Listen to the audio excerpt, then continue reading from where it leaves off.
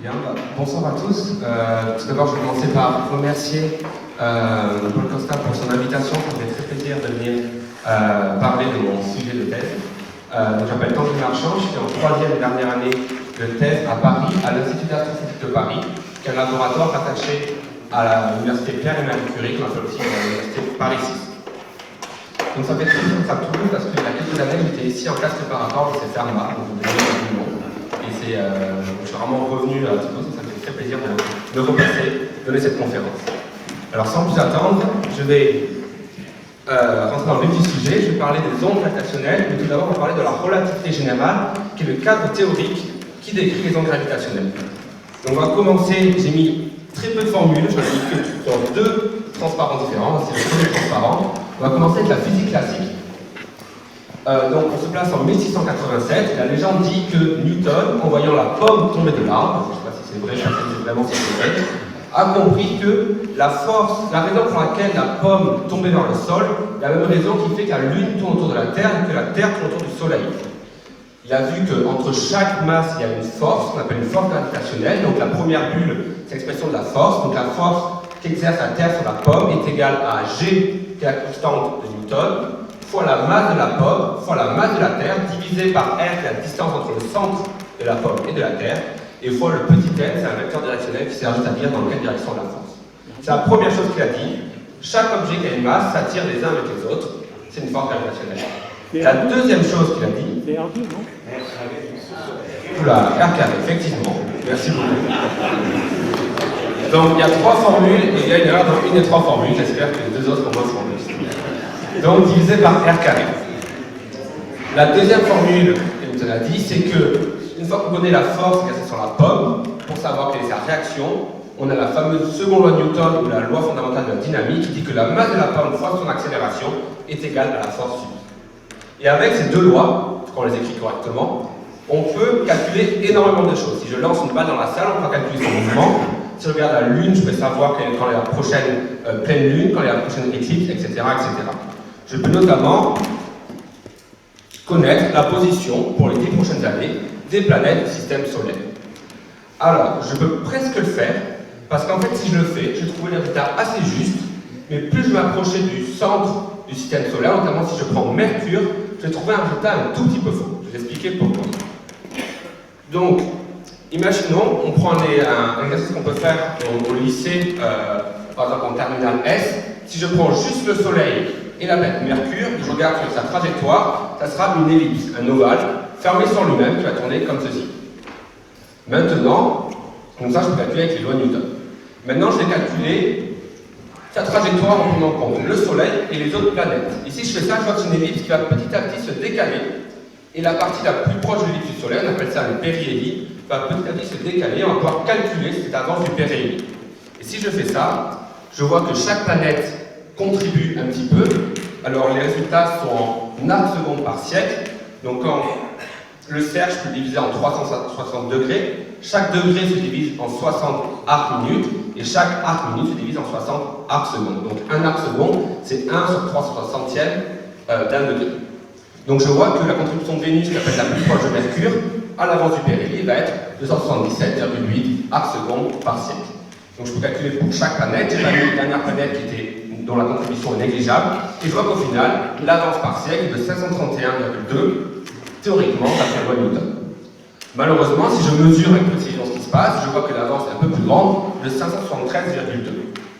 Alors, les physiciens, quand ils voient ça, ils se disent plusieurs choses. La première chose, c'est peut-être que ma loi que j'utilise est fausse.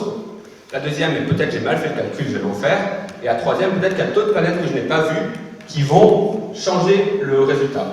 Donc, certains physiciens ont postulé qu'il y avait une planète qui n'avait pas encore découverte entre Mercure et le Soleil. Cette planète n'a jamais été vue.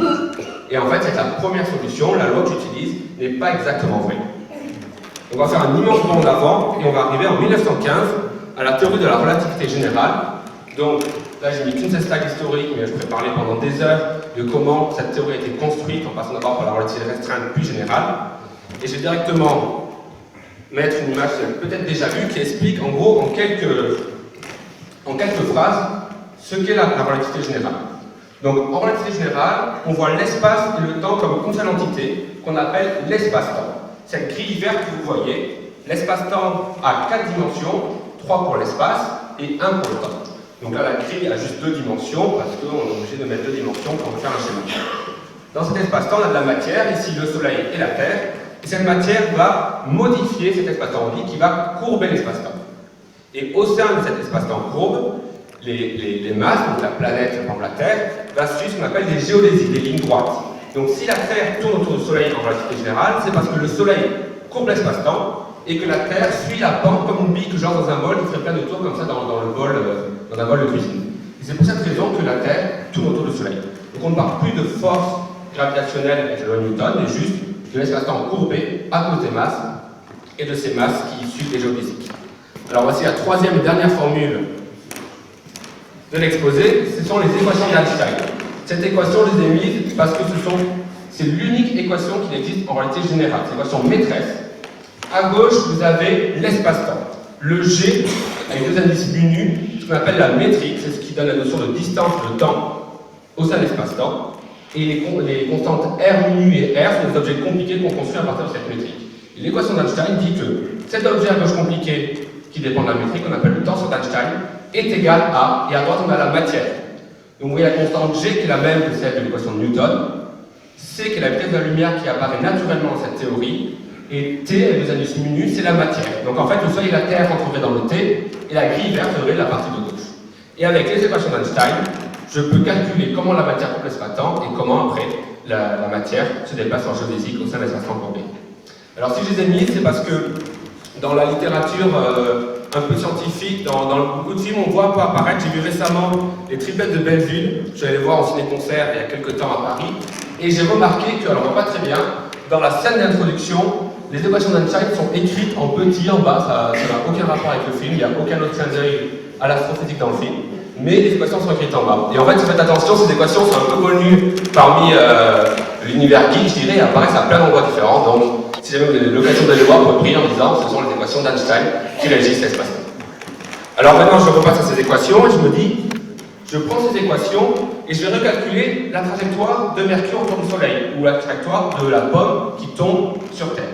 Et si je fais ça, je obtiens quasiment la même chose qu'avec les lois de Newton. Si je calcule comment la pomme tombe, je fais le calcul, j'obtiendrai la solution que j'obtenais avec les lois de Newton, plus une petite déviation qui sera extrêmement faible. Et cette déviation sera d'autant plus forte qu'on est ce qu'on appelle dans un champ fort, on a une grosse masse en jeu. Et c'est pour cette raison que Mercure, qui est plus proche du Soleil, va plus subir une déviation quand on calcule la différence entre la relativité et le Newton que les planètes qui sont loin du Soleil. Alors maintenant, je reprends mon calcul de l'avance du périhélie de Mercure. Je regarde la contribution de chaque planète. Je regarde la déviation entre les lois de Newton et la relativité générale. J'obtiens un coefficient, une avance de 43 arcs-secondes de plus par siècle. Et si j'additionne tout, j'obtiens exactement ce qu'on mesure. Et donc, grâce à la relativité générale, on retombe sur le bon résultat. On peut calculer et prédire exactement la bonne avance du périhélie de Mercure. Alors, en physique, quand on crée une nouvelle théorie, c'est pour plusieurs choses. D'abord, c'est pour pouvoir pallier à des aberrations, des paradoxes qu'on avait avant. Avec la réalité générale, on peut ici expliquer ces résultats. Mais afin de valider une nouvelle théorie, il faut que cette théorie puisse prédire des nouveaux résultats auxquels on n'avait pas encore pensé et les mesurer. C'est ce qui a été fait très rapidement, à peine 4 ans après la relativité, les articles d'Albert Einstein sur la relativité générale. La deuxième, alors on voit très très mal. Ce que le schéma représente, c'est le Soleil qui est au milieu, mais qui est très pâle, donc personne ne le voit. J'imagine, on a une boule au milieu qui représente le Soleil, une étoile ici, un rayon lumineux en noir qui passe par le Soleil, qui arrive vers la Terre, que tout le monde doit voir devant nous. La relativité générale prédit que la lumière, aux abords des objets massifs comme le Soleil, va être déviée. Du coup, si je suis sur Terre, le Soleil est là parce qu'on peut le voir, et l'étoile émet une lumière. Je ne vais pas la voir là où elle se trouve, mais un petit peu décalée, parce que la lumière va être déviée à l'approche du Soleil, un peu comme un mirage. Alors c'est une prédiction qui découle directement des équations d'Einstein, mais pour le voir, c'est assez compliqué, parce qu'en plein jour, les étoiles qui sont pour le Soleil, on ne les voit pas, parce qu'on est ébloui par le Soleil, et en pleine nuit, le Soleil n'est pas là, du coup, on ne peut pas avoir cet effet.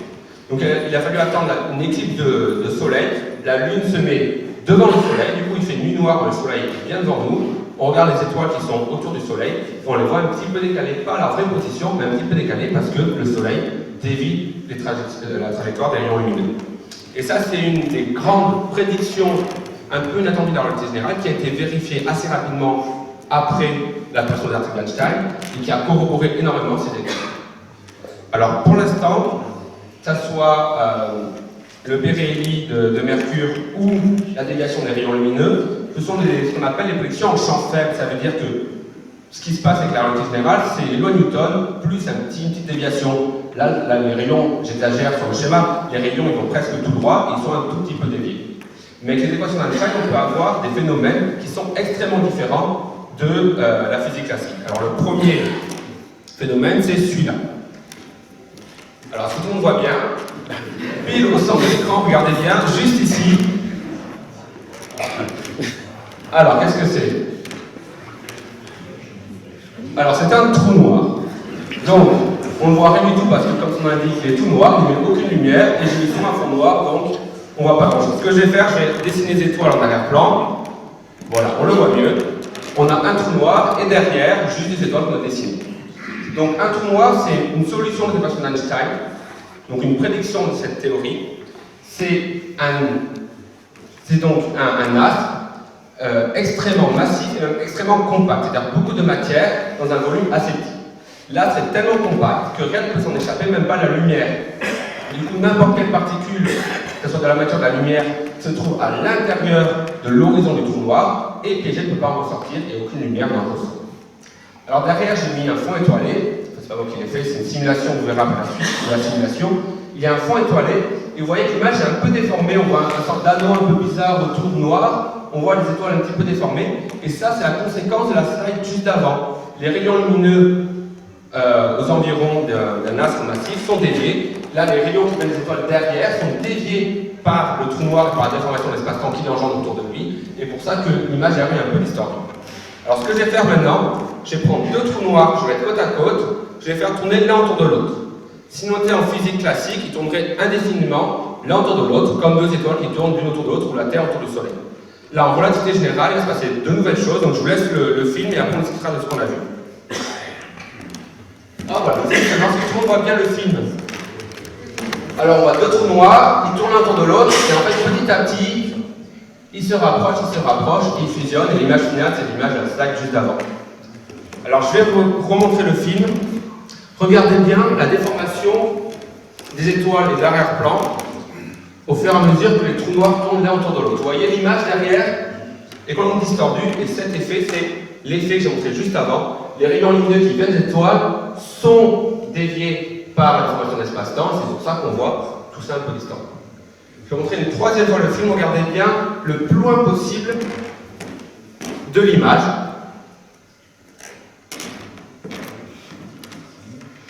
Ça ondule un petit peu. Alors ces ondulations, c'est de la surexposée, ce qu'on appelle les ondes gravitationnelles, et c'est exactement de ça dont on va parler dans la suite. Hop, donc on va faire la deuxième partie, les ondes gravitationnelles. Donc ce qu'on a vu en fait dans une simulation, c'est-à-dire qu'on avait mis sur les ordinateurs les équations d'Einstein dans des ordinateurs de résoudre pour nous les équations d'Einstein, la simulation, vous voyez ça. Donc la grille bleue, c'est l'espace-temps, c'est la grille verte de tout à l'heure, cette fois-ci elle est bleue.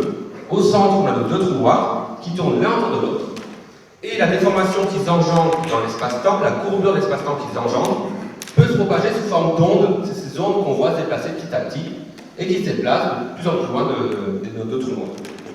Et en fait, ces ondes transportent de l'énergie et aussi du moment cinétique. Ce qui veut dire que nos deux trous noirs qui tournent autour de l'autre émettent des ondes, perdent de l'énergie, et à cause de ça, ils vont se rapprocher petit à petit jusqu'au moment où ils vont se toucher. S'ils ne perdaient pas d'énergie, ils resteront en orbite indéfiniment l'un autour de l'autre. Mais à cause de cette perte d'énergie via l'émission d'ondes gravitationnelles, ils se rapprochent et fusionnent. Et quand ils fusionnent, ils forment un trou noir plus gros. Alors tout ça, c'est juste une conséquence des équations d'Einstein. On prend les équations, on les étudie, on remarque que ceci se passe. Alors il a fait quand même plusieurs décennies pour bien comprendre est-ce que ces ondes existaient, est-ce qu'elles transportaient vraiment l'énergie, est-ce qu'on pouvait les détecter sur Terre, etc. Mais on a compris que ça existait, et on a construit des expériences pour pouvoir les détecter. Donc les expériences, ça fait maintenant 50 ans qu'on a un effort international pour construire des interféromètres pour les détecter. Et avant de parler de ces interféromètres, j'expliquais pourquoi on était assez sûr que ça existe. On a une équation, on y croit tous plus ou moins, la théorie d'Einstein, moi j'y crois complètement, mais on a quand même des preuves expérimentales que ce genre de système doit exister. Alors, effectivement, donc, comme je dis, ça fait 50 ans qu'on cherche activement les angles gravitationnels, mais ça fait très longtemps qu'on pense, qu'on sait, en fonction des nouvelles certitudes qu'on met dans l'observation, que les trous noirs, ça existe, et que les ondes gravitationnelles, ça existe. Alors, je vais aborder ces deux points. Je vais commencer par les trous noirs. Les trous noirs, est-ce que ça existe? Oui.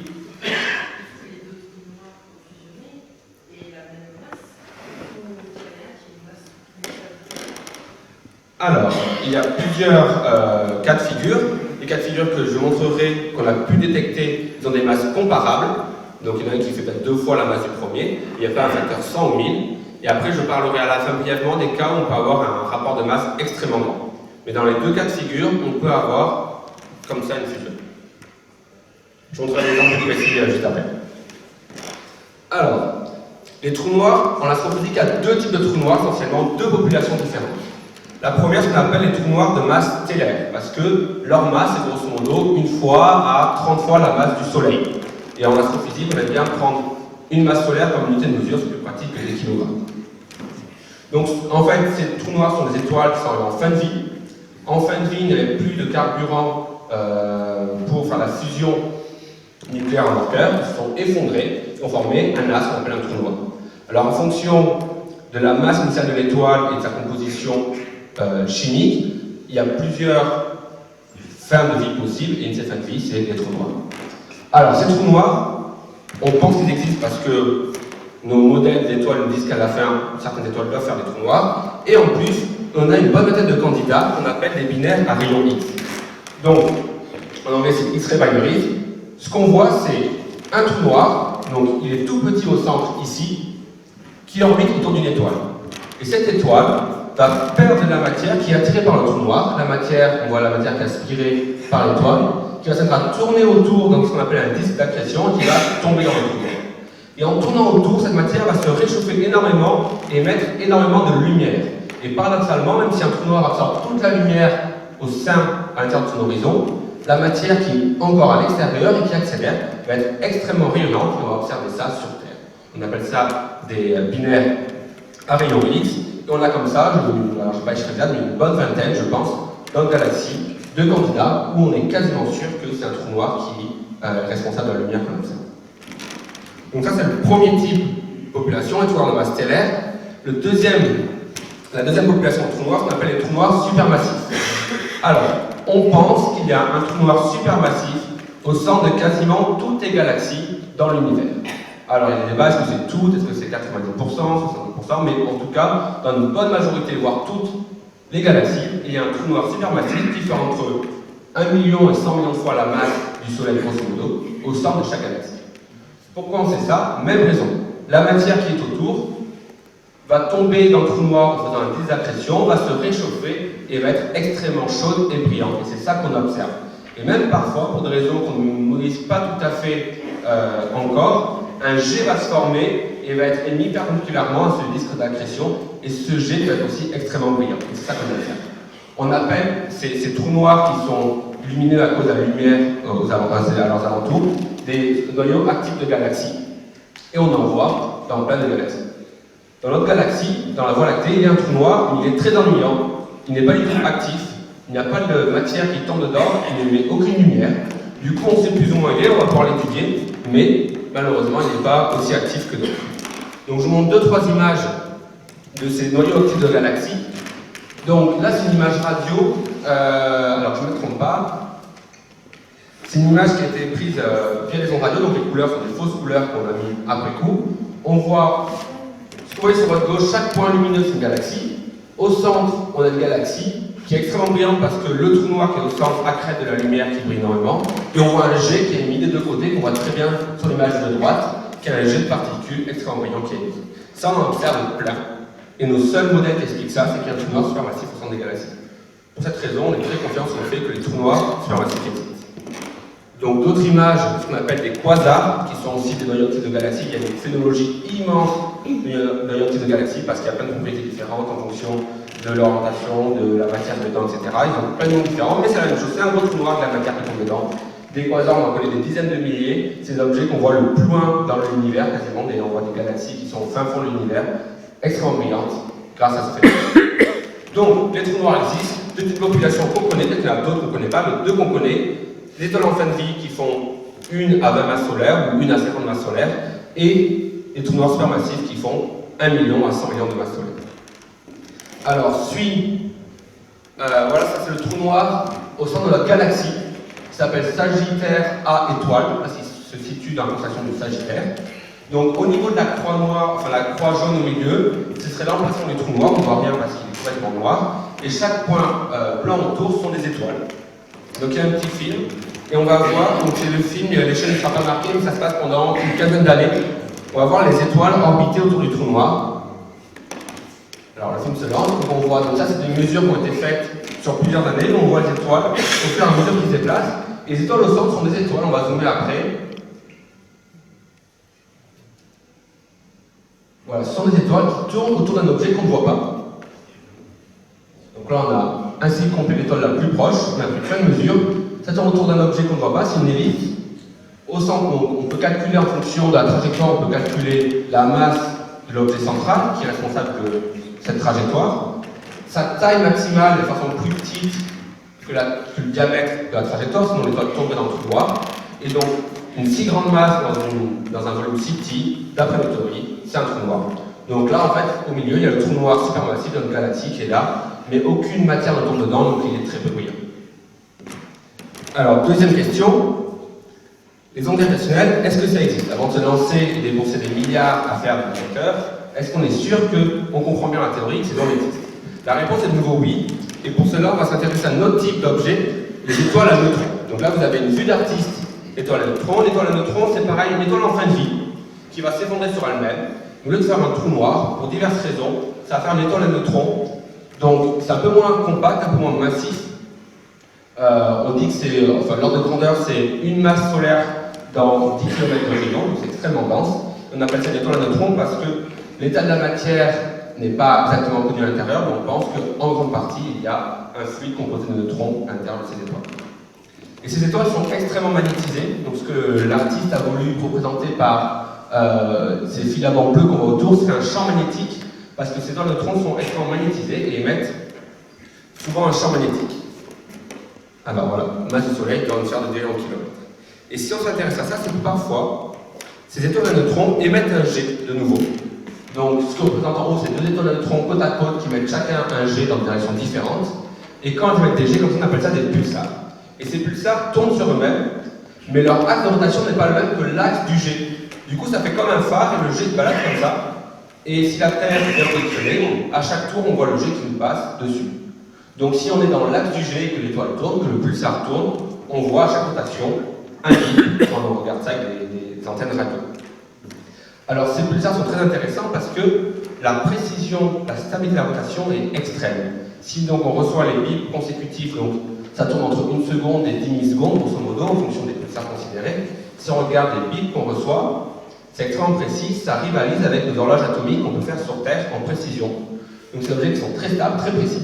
Et en plus, quand on observe en ondes radio, on peut avoir une précision angulaire dans le ciel qui est immense. Du coup, quand on observe un système comme ceci, composé de deux pulsars qui tournent l'un autour de l'autre, on peut avoir la trajectoire précisément parce qu'on est en ondes radio et une position temporelle très précise grâce à leur rotation qui est très stable. Donc, ce qu'on fait, c'est qu'on cherche un système de pulsars binaires, ça veut dire un système binaire, c'est un système de deux astres qui tournent l'un autour de l'autre, avec au moins un pulsar à l'intérieur, et souvent l'autre étoile est souvent une étoile à neutrons, pas forcément un pulsar, mais au moins une étoile à neutrons. Et ces systèmes-là émettent aussi des ondes gravitationnelles. Tout à l'heure, on a vu deux trous noirs qui émettent des ondes gravitationnelles. En fait, n'importe quel objet qui tourne l'un autour de l'autre émet des ondes gravitationnelles. Plus l'objet est compact, plus l'onde est forte. Donc la Terre qui tourne autour du Soleil émet extrêmement peu d'ondes gravitationnelles, c'est pas détectable. Mais les deux électrons qui tournent autour de l'autre, ça émet des ondes gravitationnelles. Et ces ondes ont un effet sur le système. Le système perd de l'énergie et du mouvement cinétique via l'émission d'ondes gravitationnelles et ça va affecter leur trajectoire. Alors ce qu'on va faire, c'est qu'on va observer ce système, donc il y a un système très connu PSR, P19, 13, plus 16, en physique, toujours des très jolis noms aux objets considérés. On va observer ce système pendant 10-15 ans. On va mesurer très précisément la trajectoire. Si le système émet bien des ondes gravitationnelles, cette trajectoire va être modifiée, on va mesurer ça. Et c'est ce qui a été fait. Donc, je ne vais pas rentrer dans le détail de ce qui est mesuré, c'est juste un détail technique de la trajectoire, mais ça correspond en fait à une perte d'énergie par le système via l'émission d'ondes gravitationnelles. Le trait plein, c'est la prédiction de la relativité générale. Nous avons entre l'année 1975 et l'année 2000, et les points noirs sont les observations qu'on a pu faire. Et donc ça, c'est une courbe qui avait eu le prix Nobel en 1993 à Hull et Taylor, qui ont découvert le pulsar, enfin le système binaire de pulsar en question, et c'est se rendre compte que c'est vraiment un immense succès de la relativité générale. On a pu prédire 25 ans à l'avance cette courbe, et on la mesure exactement. Donc là-dessus, ce qu'on a en fait, c'est quelque part une première détection d'ondes gravitationnelles. C'est une détection indirecte parce qu'on ne mesure pas directement ces ondes, on mesure leur effet via la perte d'énergie que subit le système de pulsar binaire. Alors, maintenant qu'on sait que les ondes gravitationnelles existent, on va revenir à ce système. Deux trous noirs. Les ondes sont régies par l'équation d'Einstein. On sait que les trous noirs, a priori, ça existe. On sait que les ondes gravitationnelles, ça existe. Du coup, on va se dire, on va créer une expérience pour arriver à mesurer ceci. Et cette expérience, c'est ce qu'on appelle un interféromètre de Michelson. Alors, le principe est très simple. On a un laser à gauche, qui envoie donc un faisceau laser. Au centre, on a une lame séparatrice. Donc, on a un bout du faisceau laser qui continue tout droit et un bout qui est dévié vers le haut. En haut à droite, on a deux miroirs qui réfléchissent les deux faisceaux laser. Les deux faisceaux laser reviennent sur la lame séparatrice, sont les deux déviés vers le bas. Et ici, on va mesurer s'il y a des faisceaux laser qui ont un retard ou en avance par rapport à l'autre. Si une onde gravitationnelle passe, les notions de distance et de temps vont changer. C'est l'effet qu'a une onde gravitationnelle parce que c'est l'espace-temps lui-même qui vit. Donc si une onde passe, son effet sera de changer la distance entre la lame séparatrice et le miroir. Donc à un moment, ce bras sera plus long et celui-là sera plus court. L'instant d'après, c'est le contraire, celui-là sera plus court et celui-là sera plus long, etc. etc. Si une onde passe, tout ça va vivre. Donc si une onde passe, on va avoir un faisceau qui va arriver en avance par rapport à l'autre, puis l'instant d'après sera l'autre qui sera en avance par rapport au premier, etc. etc. Et quand aucune onde passe, si on a bien réglé nos miroirs qui sont à la bonne distance, à la même distance de la lame séparatrice, on verra les faisceaux arriver en même temps. Et c'est ceci qu'on va chercher à mesurer sur Terre. On envoie un faisceau, on le divise en deux, on le fait voyager sur des bras qui sont de la même distance, on recombine tout, on regarde si un faisceau arrive en avance par rapport à l'autre. Le problème, c'est que l'effet qu'on veut mesurer est extrêmement faible. Si j'appelle L la distance de nos deux bras, donc la distance entre la lame séparatrice et le miroir, la variation de cette distance, donc delta L divisé par L, est de 10 puissance moins 21, c'est-à-dire 0,0000, je mets 21 zéros et à la fin je mets un 1. Enfin, je mets 20 zéros et à la fin je mets un 1. Donc, si nos bras font 4 km, vous verrez que c'est l'expérience qui a été construite, ça veut dire que delta L fait 10 puissance moins 18. Et ça, c'est un nombre en physique qui est extrêmement faible. Plus faible que la taille d'un atome, plus faible que la taille de des atomes. Donc, ce qu'on cherche à mesurer est un effet extrêmement faible dans l'expérience qui fait 4 km de long. Alors, je vais passer cette slide, je vais directement aller ici. Voici la tête du détecteur. Donc là, on a un détecteur Virgo en Italie, à côté de la ville de Pise. Donc vous avez ici le laser qui est dans ce bâtiment-là. La lame séparatrice qui est là. Il y a un bras de 3 km d'un côté, un bras de 3 km de l'autre côté. Des miroirs qui sont au bout. Les faisceaux reviennent et on mesure le retard d'un faisceau par rapport à l'autre. Alors il faut se rendre compte que cette expérience, c'est, je crois, 40 ans de R&D et de construction. Il faut bien sûr que les miroirs soient parfaits, il faut que le laser soit extrêmement puissant, il faut que le vide soit nickel à l'intérieur, etc., etc. Je suis théoricien, je ne suis pas du tout expérimentaliste, mais quelqu'un qui travaille là-dedans, il faut parler pendant des heures de chaque composante de l'expérience et c'est vraiment passionnant. Alors, ce détecteur en Italie, en fait, c'est parti d'un réseau plus grand que je vous montre ici. On a deux détecteurs aux États-Unis qu'on appelle LIGO. Il y en a deux donc assez loin de l'un de l'autre. Donc les LIGO font 4 km de long.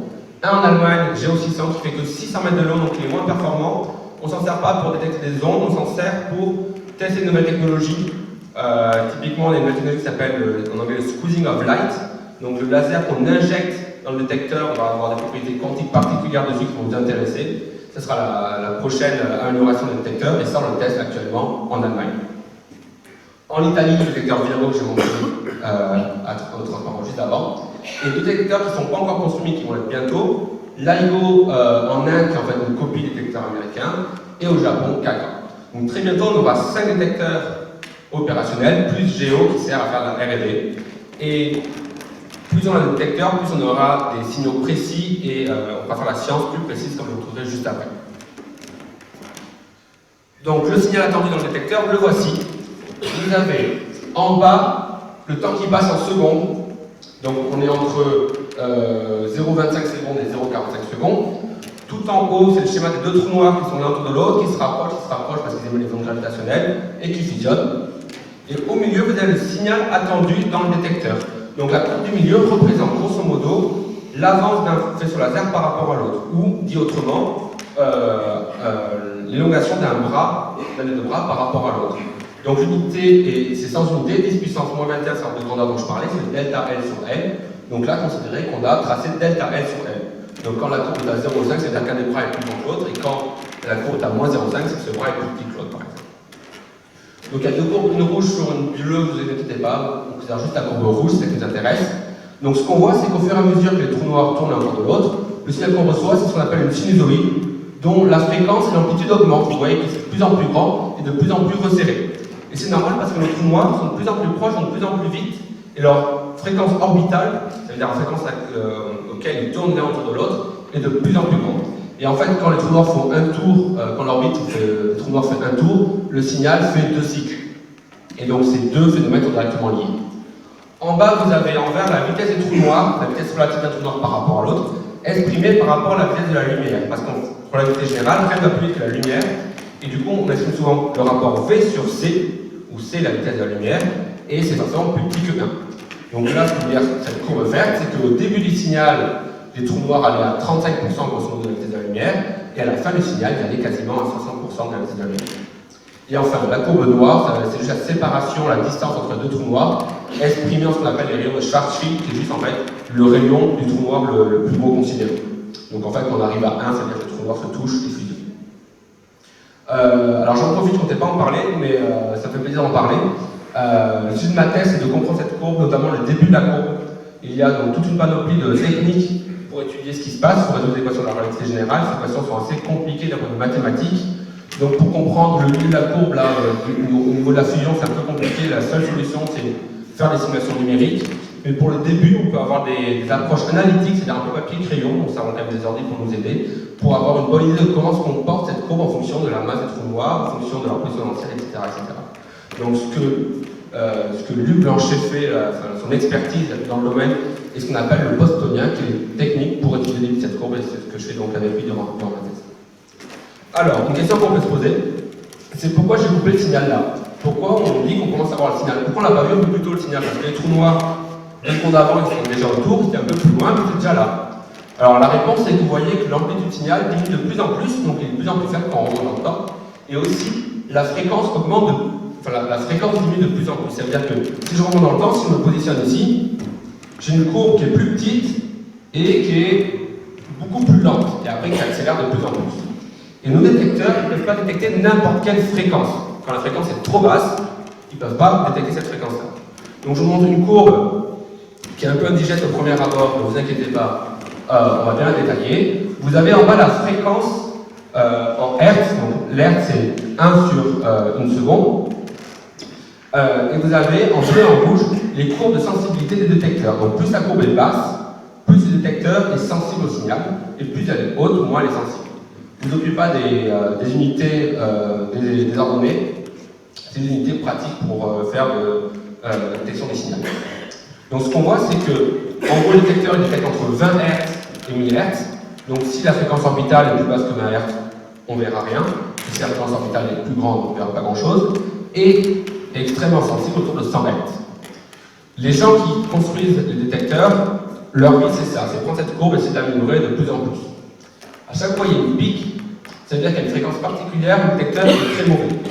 Et cette raison, c'est parce qu'il y a une composante du détecteur qui va vibrer à cette fréquence-là. On va prendre le miroir qui va osciller à cette fréquence-là. Ou les suspensions qui protègent le détecteur des bruits ambiants va être aussi assez mauvais à cette fréquence-là. Et le boulot des gens qui travaillent sur les expériences va être d'améliorer cette courbe le plus possible. Alors, on va maintenant passer directement en détection. La première détection, qu'on appelle GW150914, elle a eu lieu donc, le 14 septembre 2015, mais comme c'est les Américains qui l'ont nommé, ils ont mis la date à l'envers en mettant d'abord le mois puis après le jour, donc 0914. Et à 9h50, temps universel, aux États-Unis, on a vu ce signal. Alors, je cache le reste du graphe, on verra juste après. On regarde en haut à gauche, vous avez ici le temps qui s'écoule. En haut, vous avez la même chose que la slide juste avant, donc c'est le retard, c'est le delta L sur n quelque part. Et vous voyez, donc ce qu'on voit au début, c'est du bruit. C'est juste en temps normal, il y a du bruit dans le détecteur parce qu'il n'est pas parfait, et c'est ce qu'on voit. Et la fin du signal, ces oscillations, c'est la même chose que le transparent juste avant. Alors là, c'est un peu moins joli parce qu'il y a du bruit qui floute tout ça, mais c'est le même signal. Donc quand les gens de l'AIMO ont vu ça, ils se sont dit, on a détecté des ondes gravitationnelles. Alors pour être sûr, ils ont regardé dans le deuxième détecteur qu'ils avaient. Vous avez pas très bien. En bleu, vous avez le signal du deuxième détecteur, et superposé en rouge, vous avez le signal du premier, et on voit que ça coïncide complètement, ce qui veut dire que c'est bien la même source qui a affecté les deux détecteurs. C'est pas un bruit local, c'est pas une voiture qui passait, c'est pas un avion qui passe. Enfin, je dis ça pas par rapport à Lyon, parce que ce jour-là, il y a eu un gros orage quelque part en Afrique. Ils ont dû s'assurer que c'est pas ça qu'ils ont vu, tellement ils sont sensibles à tout ce qui se passe sur Terre d'un point de vue bruit, électromagnétisme, etc., etc. Mais ils se sont convaincus que c'est bien le signal qu'ils cherchaient. Ils ont dit, la deuxième courbe, c'est en fait le signal théorique qu'ils pensent avoir vu. Donc ils ont regardé tous les signaux théoriques qu'on peut avoir, tous les trous noirs possibles, toutes les fusions de trous noirs qui existent. Ils ont dit, c'est cette courbe-là qui correspond le mieux à ce qu'on a vu. Et si je soustrais cette courbe à ce que j'ai vu, il reste le bruit en dehors du détecteur qui est la troisième ligne.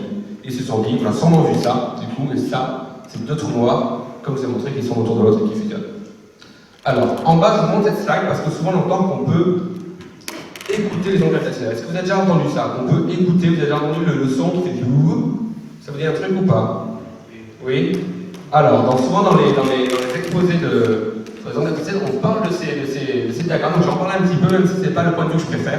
Ce qu'on trace ici, vous avez le temps en secondes, donc là c'est le détecteur de droite, et ça c'est le détecteur de gauche, le temps en secondes et la fréquence en ordonnée.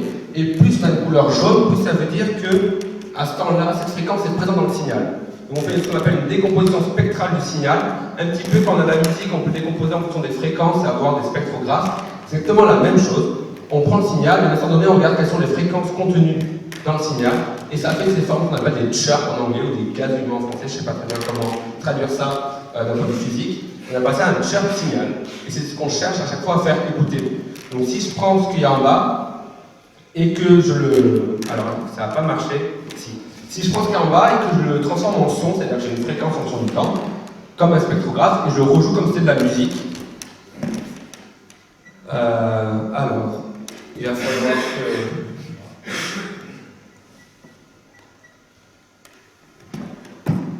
J'ouvre le fichier.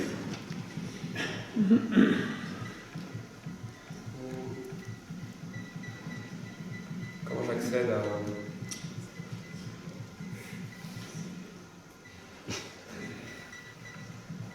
Je cherche à accéder à mon deuxième écran.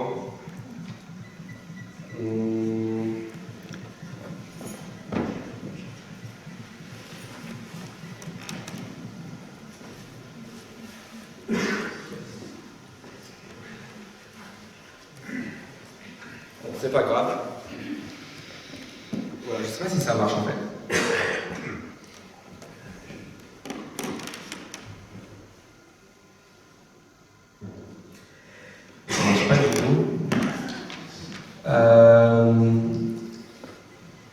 Alors, je sais ce que je vais faire, ça ne sera pas pratique du tout, je suis désolé. En fait, j'arrive à voir la vidéo et le son à part, mais pas en même temps. Donc, je vous montre la vidéo d'abord. La vidéo, c'est le spectrographe de juste avant, je vous ai montré en bas de l'écran. Hop, on va le jouer. Alors, c'est en vert, je sais pas pourquoi au début, ça repasse après en noir. Voilà, donc c'est le signal qu'on voit. On voit le signal en bas, et les traits bleus et rouges, c'est le spectrographe qu'on voit qui déroule petit à petit. Et ça, si je le joue, alors ça, je ne sais pas si ça va marcher. Si je joue, ça va donner ça. Ah, ça marche que sur mon ordi. Est-ce que vous entendez sur mon ordi? Alors, je vais le rejouer. Ah, très bonne bonne idée.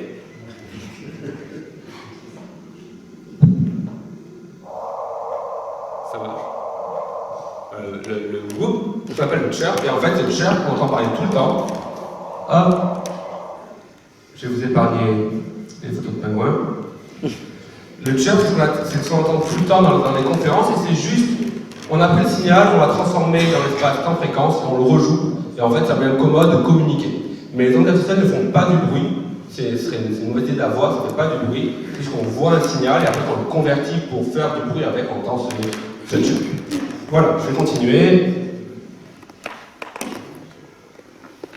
Alors, les trous noirs qu'on a vus, voici leurs propriétés physiques. Le premier trou noir faisait 36 fois la masse du Soleil.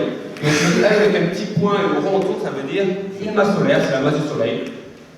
C'est plus commode d'exprimer ça en kilogrammes. Alors ne me demandez pas combien fait le Soleil en kilogrammes, je ne sais pas du tout. Je suis, comme beaucoup de physiciens, je n'ai plus en tête tous les chiffres que j'ai dû apprendre pour les examens de physique. Mais ça se trouve facilement. Si vous voulez savoir, vous cherchez sur Google, vous transformez 36 fois ce que vous dit Google, vous aurez la masse du trou noir en kilogrammes. Mais ce qu'il faut garder en tête, c'est que 36 fois la masse du Soleil, c'est plus pertinent à avoir en tête. Le deuxième trou noir fait 29 fois la masse du Soleil. Et le trou noir final fait 62 fois la masse du Soleil. Alors il y a un petit problème, c'est que si vous faites le premier chiffre et le deuxième, vous ne trouvez pas le troisième chiffre. C'est-à-dire que le dernier trou noir, il ne fait pas exactement la somme des masses des deux premiers trous noirs. Et cette raison, c'est que les ondes gravitationnelles transportent de l'énergie. Et en réalité générale, il y a un lien très fort entre l'énergie et la masse, la formule d'Einstein E égale mc carré. Et ce qui veut dire qu'on a 3 masses solaires, donc 3 m soleil fois c carré, d'énergie qui a été émise sous forme d'ondes gravitationnelles. Et ça, c'est immense. Au maximum, donc l'énergie c'est une quantité totale, et la puissance est énergisée par unité de temps. Et au maximum du signal, la puissance était de 10 puissance 56 R par seconde. Alors c'est encore une nouvelle unité d'astrophysicien. En astrophysique, on a toujours des unités un peu absurdes. 1 R, c'est 10 puissance moins 7 joules, ça fait 100 nanojoules. Ça ne dit pas grand-chose, mais 10 puissance 56 R par seconde, c'est de très loin l'événement le plus brillant qu'on a jamais vu dans l'univers. Alors c'est un peu triché parce qu'on n'a pas vu brillant en électromagnétique, on a vu brillant en termes d'ondes gravitationnelles, mais c'est très loin beaucoup plus brillant que les phénomènes électromagnétiques qu'on voit comme les supernovas, les AGN et les sursauts gamma qui sont, je crois, les éléments les plus brillants qu'on peut observer. La distance, donc on utilise le mégaparsec en astrophysique, la distance, l'objet est à 420 mégaparsecs, ce qui fait 1,3 milliard d'années-lumière. Donc, le signal va à la vitesse de la lumière, donc c'est équivalent de dire qu'il a été émis il y a 1,3 milliard d'années, ou de dire qu'il s'est situé à 1,3 milliard d'années-lumière de vie. Les gens sont souvent beaucoup plus impressionnés par le fait que c'était émis il y a longtemps, plutôt que par le fait que c'était émis il y a une distance lointaine, mais c'est exactement la même chose en astrophysique. Alors, vous voyez que la distance, c'est 420, plus ou moins 150 mégaparsecs. En effet, le signal, vous avez vu, est un peu dans le bruit. Du coup, quand on fait l'analyse du signal, on ne sait pas très bien quel élément on a vu à quelle distance. Et je vous montre ça pour montrer qu'en fait, en physique, il y a une différence entre ce qu'on peut dire qui est facile à prononcer et puis la complexité de la physique. Les gens qui ont analysé le signal, les graphes finaux qui ont sorti, les résultats finaux, c'est ce type de graphe qui vous donne la probabilité de la masse du premier trou noir. Et on va prendre le graphe de gauche. Vous avez un abscisse en masse solaire, la distribution possible de la masse du premier trou noir. Et on a donné la distribution possible de la masse du second trou noir. Donc, ce sont des distributions de probabilité. Et ça veut dire que le couple M1, M2, les masses des deux trous noirs, se situe dans la tâche bleutée ici, avec 50% de chance que ça soit dans le premier cercle et 90% de chance que ça soit dans le deuxième cercle. Je ne vais pas vous dire que c'est tant de masse solaire, on peut dire, d'après ce qu'on sait, en faisant les méthodes d'analyse qu'on connaît, ça se situe quelque part dans la zone bleutée. Et à droite, vous avez la masse finale du trou noir et son spin. Son spin, c'est sa vitesse de rotation sur lui-même. Parce que quand les deux trous noirs tournent, ils ont chacun une rotation sur eux-mêmes. Et en fusionnant, ils donnent au trou noir en plus encore plus de rotation.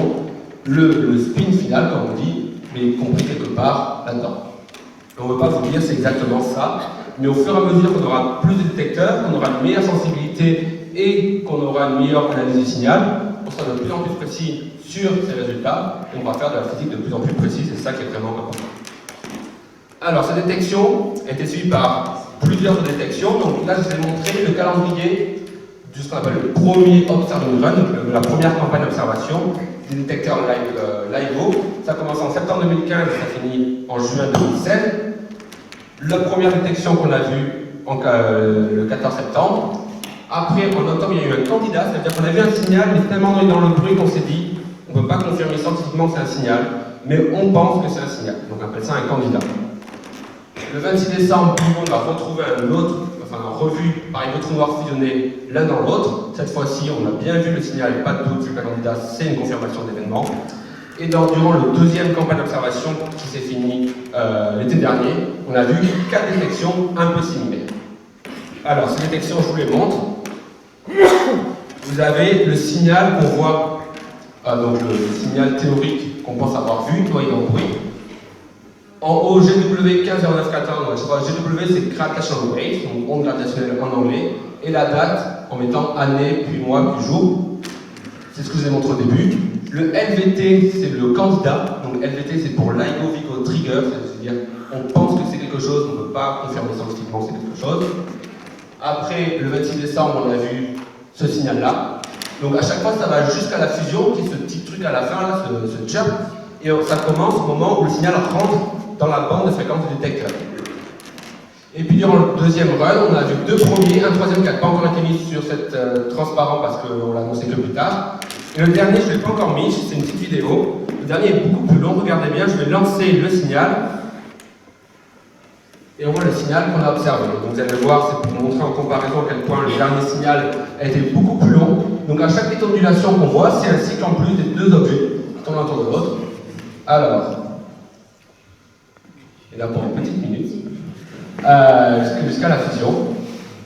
Donc ce signal est beaucoup plus grand, ce qui veut dire qu'au moment où il est rentré dans la bande de fréquence du détecteur, il y avait beaucoup de cycles avant la fusion. Et ça, d'après nos équations, ça veut dire que les masses en jeu étaient plus faibles.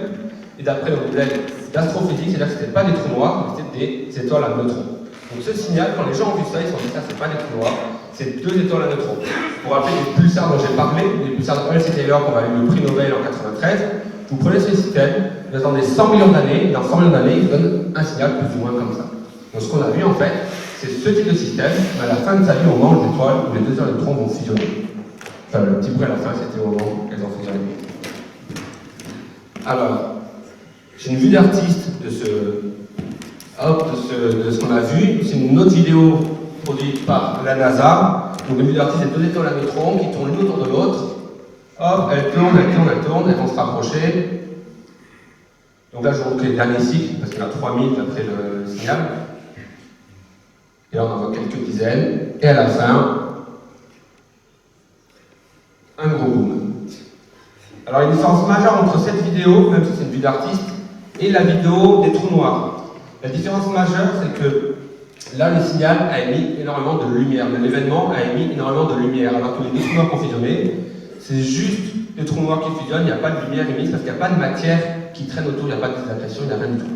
Là, dans ce neutron, il y a de la matière dedans. Quand elle fusionne, tout ça, ça chauffe et ça émet de la lumière. Donc quand on voit ça, on peut s'attendre à avoir une contrepartie électromagnétique, c'est-à-dire on peut s'attendre à avoir de la lumière avec nos télescopes au même endroit que le signal. Alors c'est exactement ce qui s'est passé. Regardez bien, vous avez ici notre graphe avec le temps en abscisse. Donc c'est le temps moins le temps de la fusion. Donc à 0 secondes, c'est là où les 2 électrons se sont fusionnés. À gauche, c'est le spectrogramme, donc temps-fréquence du détecteur LIGO Virgo. Donc c'est le même que tout à l'heure, zoup. Donc on voit bien cette traînée jaune ici, c'est le signal. Et quand ça monte comme ça correspond à la fusion. La fusion se fait juste ici. Et à droite, ce sont les résultats de 2 satellites, qui s'appellent Integral et Fermi, et qui mesurent des rayons gamma, qui sont en fait des photons, des brins de lumière, à énergie extrêmement haute. Donc ils en mesurent en permanence, et puis de temps en temps, ils ont un petit sursaut. Ils ont un peu plus de photons que d'habitude, et c'est ce qu'on voit en haut à droite. Alors satellite Fermi, quand ils voient ça, ils savent exactement ce que c'est, ils appellent ça un sursaut gamma. Je ne vais pas trop en parler parce qu'on a un expert des sursauts gamma qui peut en parler un peu plus tard. En fait, l'histoire du sursaut gamma est impressionnante. Je crois que c'était dans les années 60, si je ne me trompe pas. Les Américains avaient peur que les Soviétiques fassent des essais nucléaires sans leur dire. Alors ils ont envoyé un satellite, qui mesurait tous les photons gamma, parce qu'en fait, il s'est dit, si jamais il y a une explosion nucléaire quelque part sur Terre, ça mettra plein de rayons gamma et on pourra le voir avec un satellite. Et quelques temps après, bingo, ils voient des rayons gamma, ils analysent les données, et ils voient qu'en fait, ça n'est pas du tout l'URSS de nulle part, ça venait de l'espace. Alors ils sont un peu surpris, il y avait l'astrophysicien qui analyse tout ça, et puis quelques mois après, pareil, deuxième détection. Alors pendant 10 ans, ça restait secret parce que c'était secret défense, et puis au bout de 10 ans, quelques années en tout cas, ça a été déclassifié, et pour les applications scientifiques, les sursauts gamma. Alors maintenant, c'est extrêmement étudié, extrêmement connu. On a plusieurs satellites qui en permanence cherchent les sursauts gamma, on en voit quasiment quotidiennement. Et ce qu'on voit, c'est donc des rayons gamma qui durent entre une fraction de seconde et quelques secondes. Et puis après, si on pointe des télescopes, comme des télescopes optiques, ultraviolets, même radio, on voit pendant quelques minutes ou quelques jours, en fonction du type de sursaut gamma, une décroissance, une réminiscence. Donc on connaît très bien ces objets, on les a étudiés, mais on n'est pas sûr de leur origine. Et une des théories, c'est que certains sursauts gamma, qu'on appelle sursauts gamma courts, leur origine, c'est deux étoiles à neutrons qui fusionnent. Et là, ça c'est un sursaut gamma court. Et donc ce qu'on montre ici, c'est que on peut confirmer qu'on a vu au moins un sursaut gamma court dont on est sûr de l'origine, ces deux étoiles à neutrons qui ont fusionné l'une dans l'autre. Et ça, c'est une immense découverte astrophysique. Donc, hop, il s'agit d'un sursaut gamma. Et c'est une immense découverte, et du coup, on voit pas très bien non plus ici, la collaboration LIGO-Virgo, quand elle a vu qu'elle avait découvert deux étoiles à neutrons qui fusionnaient, elle a vu que Fermi avait vu un sursaut gamma pile au même moment, a envoyé un message à tous ses partenaires, donc tous les partenaires électromagnétiques, c'est-à-dire qu'on les télescopes optiques, UV ou radio, ou même des satellites, disant on a vu deux étoiles à neutrons fusionner à tel endroit, Fermi a vu un sursaut gamma court, c'est un truc super important, pointez le télescope là-bas. Personne ne s'est fait prier, et quelques heures après, donc 10 heures après, un télescope optique a regardé, donc là ce que vous avez c'est on voit très très mal, en vert extrêmement clair qu'on devine à peine, c'est la carte dans le ciel de la localisation possible de l'objet d'après LIGO. Le vert plus foncé, c'est en recoupant les données de LIGO et de Virgo. Le bleu foncé, c'est en recoupant les données de Fermi, etc. Donc on recoupe toutes les cartes possibles. Chaque observatoire a sa précision particulière. Et on dit c'est forcément dans l'intervalle commun. Et donc les télescopes ont pointé, les observateurs ont pointé un télescope là-dessus. Et 10 heures après, un télescope SWOP a vu, alors ce qu'on voit c'est une galaxie, c'est la grosse tache noire là, et un petit point qui apparaît qui n'existait pas avant. Et ce petit point, c'est lié à ce sursaut gamma. Ça s'appelle une kilonova, et c'est exactement ce même phénomène. Donc, ils ont donné les coordonnées de ce point à tout le monde, et juste après, alors ce qu'on voit ici, c'est l'ensemble des observations qui ont été faites durant les prochains jours. Vous avez le temps en abscisse, vous avez différentes bandes de fréquences, donc les ondes gravitationnelles tout en haut, puis les rayons gamma, puis les rayons X, puis UV, puis optique, puis infrarouge et radio. Et chaque trait, c'est une observation d'un télescope. Donc tous les télescopes sur Terre ont pointé vers ce sursaut gamma. Ça, les sursauts gamma, du coup, je pense, est plus étudié récemment. Et on a pu faire énormément de science grâce à cet événement. On a pu dire qu'au moins une partie des sursauts, c'est la prochaine slide, au moins une partie des sursauts gamma viennent de la connaissance d'étoiles à neutrons. Connaissance, c'est le mot scientifique pour dire fusion de deux étoiles. Et une deuxième chose qui en découle, même si on pensait que c'était vrai, mais on peut le voir ici de façon très précise, les ondes gravitationnelles vont à la même vitesse que la lumière. On a vu les sursauts gamma, enfin les premiers rayons gamma 2 secondes après les ondes gravitationnelles, sachant que le signal a parcouru l'espace pendant plusieurs millions d'années. Ces 2 secondes sont souvent liées au fait que les étoiles ont fusionné, et le temps que la lumière a été mise, c'est 2 secondes sur place, les processus astrophysiques ont pris 2 secondes. Par contre, ce qu'on est sûr, c'est que pendant ces 2 millions d'années, enfin ces centaines de millions d'années que la lumière et les ondes ont mis pour aller de l'événement à nous, il y a eu plus de 2 secondes d'écart. Donc on peut dire qu'on met des contraintes très fortes entre la différence de la vitesse des ondes gravitationnelles et la vitesse de la lumière, et ces contraintes sont donc très petites. Alors j'arrive vers la fin, j'ai encore quelques transparents. La première, je l'aime beaucoup, c'est celle-ci. Il n'y a rien d'abscisse. Ce qui est important, c'est leur donner, c'est des masses. Donc il y a 1, 2, 5, 10, 20, 40, 80, et c'est unité en masse solaire. Ça veut dire que quand on a un point à ce niveau-là, c'est un point qui a tant de masse solaire. En violet, c'est les candidats de trous noirs, c'est les binaires à rayon X dont je parlais, les trous noirs trouvés dans la galaxie. Et c'est leur masse, on pense que c'est ça. Alors on voit peut-être des petits traits comme ça, c'est les barres d'erreur. Des fois elles sont plus petites, des fois elles sont immenses parce qu'on ne sait pas très bien quelle est la masse, on a des immenses barres d'erreur. Et en bleu, c'est les détections qu'on a vues d'ondes gravitationnelles. Donc à chaque fois, il y a 2 points bleus sur les 2 trous noirs initiaux qui fusionnent et qui font un trou noir un peu plus gros. Ici, en jaune, ce sont les étoiles à neutrons qu'on connaît, grâce notamment au pulsar lunaire, mais pas uniquement. Et cet événement, c'est les deux étoiles à neutrons qu'on a eu fusionner pour faire un truc plus lourd. Alors l'objet final qui résulte de la fusion des deux étoiles à neutrons, on ne le connaît pas très bien. On pense que c'est peut-être une étoile à neutrons, peut-être que c'est un trou noir. Aujourd'hui, il n'y a pas de consensus scientifique sur quel est cet objet-là. Il y a plusieurs possibilités. Mais ce qui est important, c'est de montrer avec ça qu'on a ouvert une nouvelle fenêtre sur l'univers et qu'on va pouvoir découvrir de plus en plus d'objets, faire de la cartographie, faire de la science avec, faire des statistiques. On voit là que les trous noirs détectés sont plus lourds en moyenne que ce qu'on connaissait. Est-ce que c'est normal, pas normal, etc. Il y a plein de questions astrophysiques qui s'ouvrent grâce à cette détection. Alors j'ai 2-3 transparents pour finir sur la suite des ondes gravitationnelles qui est extrêmement prometteuse. La première, c'est sur une prochaine mission qui aura lieu dans l'espace. Donc on prend l'interféromètre qu'il y avait sur Terre, avec 4 km de longueur de chaque côté, et on le met dans l'espace. Donc le satellite qu'au milieu, ce sera un satellite où il y aurait le premier faisceau, grosso modo, et la lame séparatrice, et le satellite autour, c'est le satellite qui ont les miroirs qui renvoient la lumière. Alors, ça c'est schématiquement, mais c'est plus complexe que ça, mais c'est l'idée, on fait un immense interféromètre dans l'espace, avec des bras qui font 5 millions de kilomètres. Alors dans la version actuelle de cette mission qui sera lancée dans 10 à 15 ans, si tout se passe bien, il y a 3, c'est un peu plus compliqué, il y a 3 bras, 3 faisceaux laser, mais l'idée est là, on aurait 3 satellites qui suivraient la Terre comme ça, et qui feraient un immense interféromètre qui serait dans l'espace. Alors ça c'est intéressant parce qu'on verrait beaucoup plus d'objets, notamment des fusions de trous noirs supermassifs.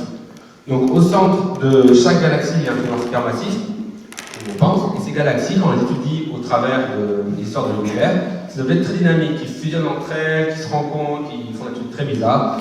Des fusions de galaxies, on peut en observer, on en voit plein, alors on ne les voit pas dynamiquement, mais on voit différents stades au fur et à mesure qu'on regarde plus ou moins loin de la Terre. Donc on sait que les galaxies fusionnent, et quand elles fusionnent, on s'attend à ce que les trous noirs centraux fusionnent et émettent des ondes gravitationnelles.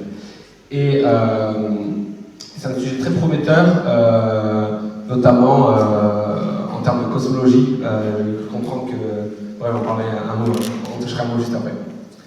Et une dernière expérience, il y a plein d'expériences qui sont sur le papier, on ne sait pas si elles sont faites, mais celle-là, elle est européenne, donc je vais en parler. Le télescope Einstein, le Einstein Telescope en anglais, ce serait un peu la même chose que l'IMO Virgo, sauf que ce serait sous terre, il y aurait 3 bras, et les bras seraient 30 km de long, et il y aurait plus de technologie, ce serait cryogénisé, tout serait un froid immense, avec du vide encore plus vide, etc., etc. Et on aurait une sensibilité beaucoup plus grande. Et ce qui est important, c'est que si on augmente par 10 la sensibilité des expériences, on augmente par 1000 le volume observé en fait, parce que ça évolue au cube. Et si on augmente par 1000 le volume observé, on verra 1000 fois plus d'événements. Là, en 2 ans, on a vu 6 événements. Ce qui veut dire que dans 10 ans, on pourra avoir une sensibilité 10 fois meilleure, et voir en 2 ans 6000 événements. On pourra avoir des événements sûrement tous les jours. Donc il faut garder en tête que si dans 10 ans, vous revoyez un exposé sur les ondes gravitationnelles, les gens ne vous présenteront pas un à un des détections, mais vous diront en 6 mois, on en a vu 500, et je vous parlais de ces 500 en général, on s'en des stats, etc. Donc il y a plein de sciences qui va découler du futur des ondes gravitationnelles parce qu'on verra juste plein d'événements et on pourra faire de la science très précise avec.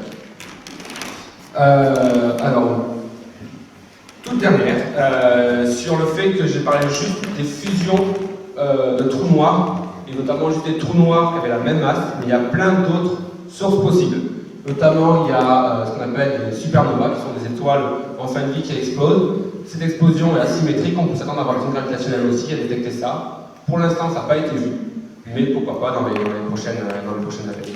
Sachant qu'il y a aussi sûrement plein de sources qu'on n'a pas encore imaginées. À chaque fois qu'on a ouvert une nouvelle fenêtre sur l'univers, qu'on a pu avoir la nouvelle égalité pour voir l'univers, qu'on a pu avoir les premiers satellites, qu'on a pu avoir le premier télescope radio, on a vu des objets dont on ignorait l'existence, et là c'est sûrement le cas. En mettant une nouvelle fenêtre, une nouvelle perspective sur l'univers, on verra sûrement des objets, des phénomènes dont on ignore l'existence. Et voici ma transparence de confusion. Je crois que j'ai tout couvert, du coup c'était détecté en 2015, 100 ans pile après les premiers articles d'Albert Einstein sur la relativité générale. En 2 ans, on a déjà eu 2 détections et déjà plein d'astrophysique et de physique qu'on peut faire avec. Les équations de relativité générale tiennent donc pour l'instant, je ne vais pas trop parler, mais c'est aussi un moyen de tester ces équations, voir s'il n'y a pas de déviation. Pour l'instant, tout marche. Et comme je l'ai dit juste avant, c'est une nouvelle fenêtre, et donc sûrement que dans la suite, il y aura plein de nouvelles expériences et de détections qu'on n'avait même pas imaginées juste avant. Voilà, je vous remercie.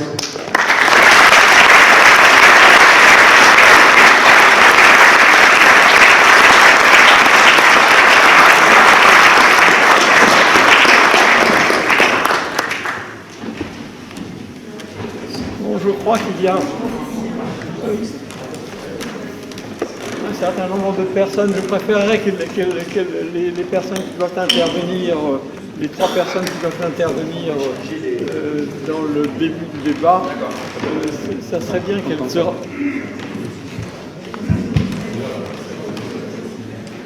Mais, allez, voilà.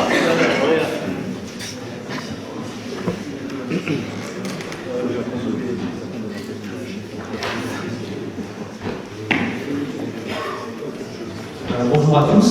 Alors, comme vous l'a dit Paul Costa tout à l'heure au début, dans le cadre de l'ESOF, on nous a demandé d'organiser à la suite des séminaires qui sont proposés par Associance un petit débat scientifique. Alors rassurez-vous, on ne va pas faire un débat d'experts entre nous et Tanguy.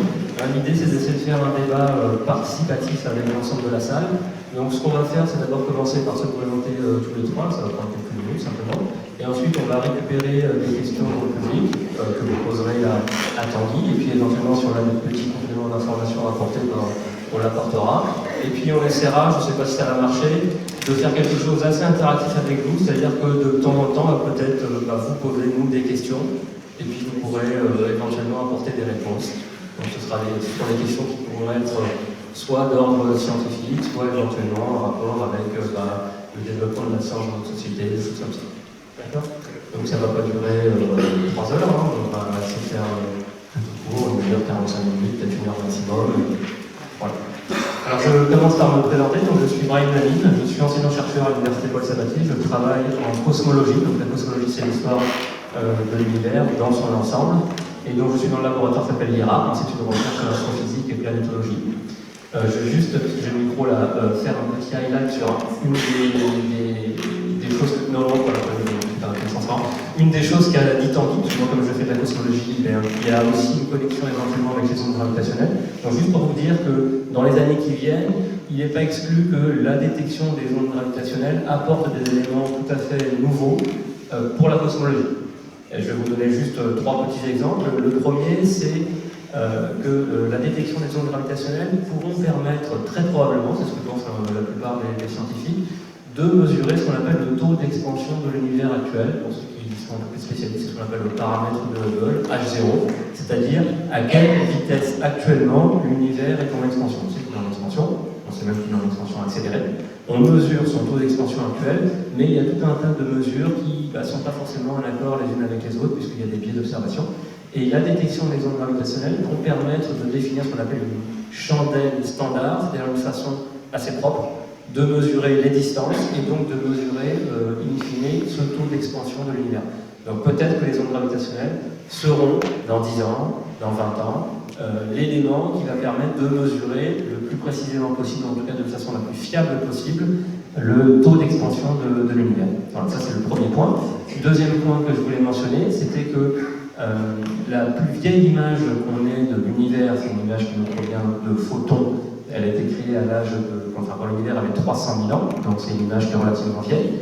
Et si on arrive à détecter un certain type d'ondes gravitationnelles que tu n'as pas mentionné, Tanguy, mais qu'on appelle les ondes gravitationnelles reliques, ce sont les ondes gravitationnelles qui ont été créées au tout début de l'univers, donc au moment vraiment du Big Bang, donc 10 puissance moins 22 secondes après le début du Big Bang, donc c'est vraiment des choses qui sont très primordiales. Et bien si on arrivait à détecter ces ondes gravitationnelles, et le projet dont il a parlé qui s'appelle LISA, qui est dans l'espace, va permettre peut-être de détecter ces ondes, et si on les détecte, ça nous donnera des informations sur vraiment le tout début de l'univers, parce qu'actuellement, on n'a absolument aucune information sur ce qui s'est passé entre 0 et 300 000 ans. Voilà. Donc là, on pourra vraiment accéder à le tout début de l'univers, donc ça c'est une fenêtre très intéressante pour la cosmologie, liée aux ondes gravitationnelles. Et puis le dernier point que je voulais éventuellement mentionner, c'était, Tanguy vous l'a dit, on a détecté donc, des trous noirs qui fusionnent, principalement, un système de neutrons, mais principalement des trous noirs qui fusionnent. On ne s'attendait pas forcément à ce qu'il y ait autant de trous noirs dans l'univers qui fusionnent.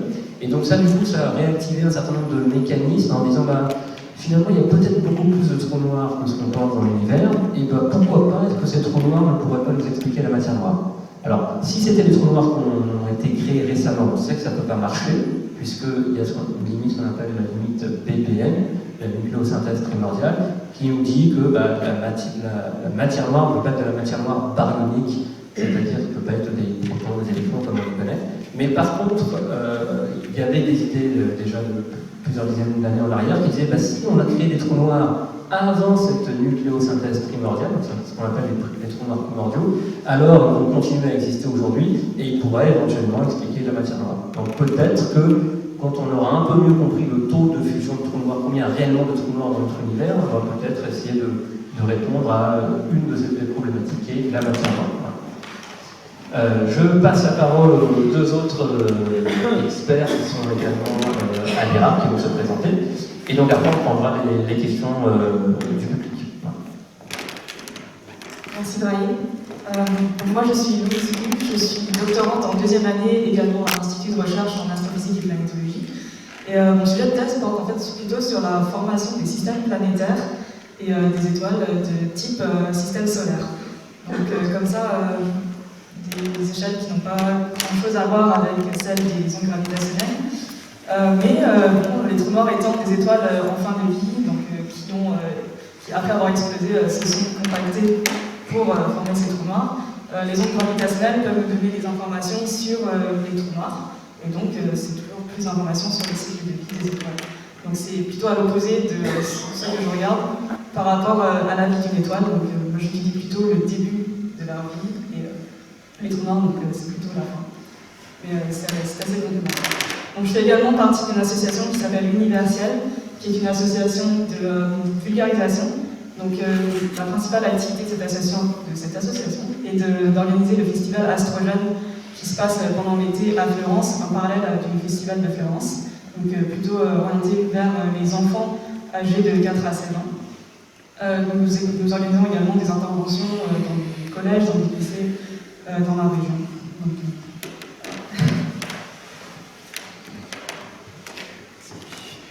bonjour à tous, je m'appelle Olivier Godet, je suis maître de conférence à l'Université Paul Sabatier, je travaille également à l'IRA.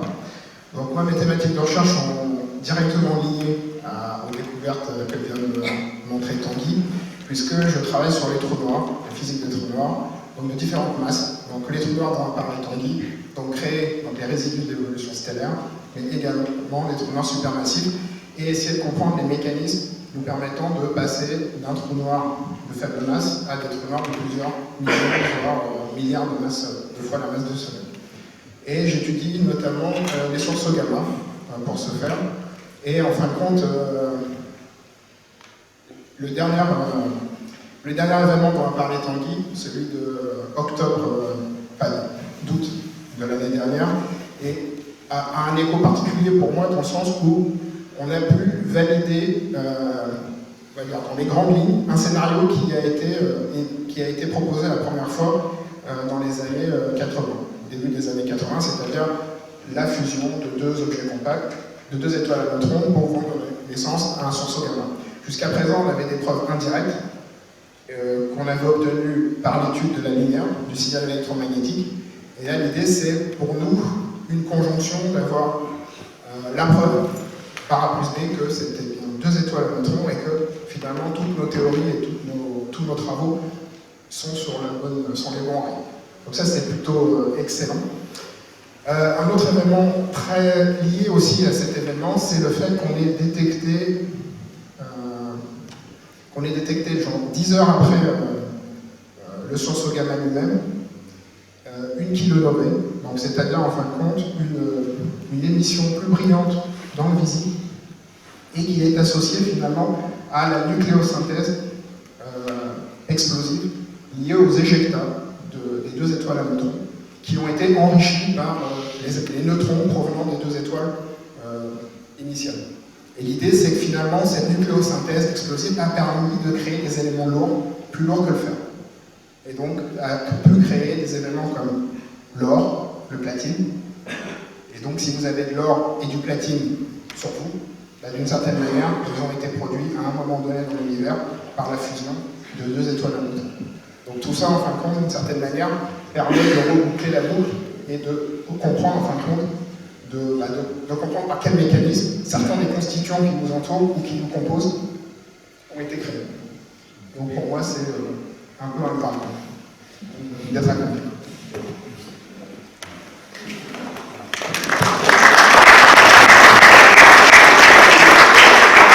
Alors, je vous propose je vais me déplacer, puis si vous avez des questions, je vous apporte le micro. Si vous n'avez pas de questions, c'est moi qui vous poserai des questions.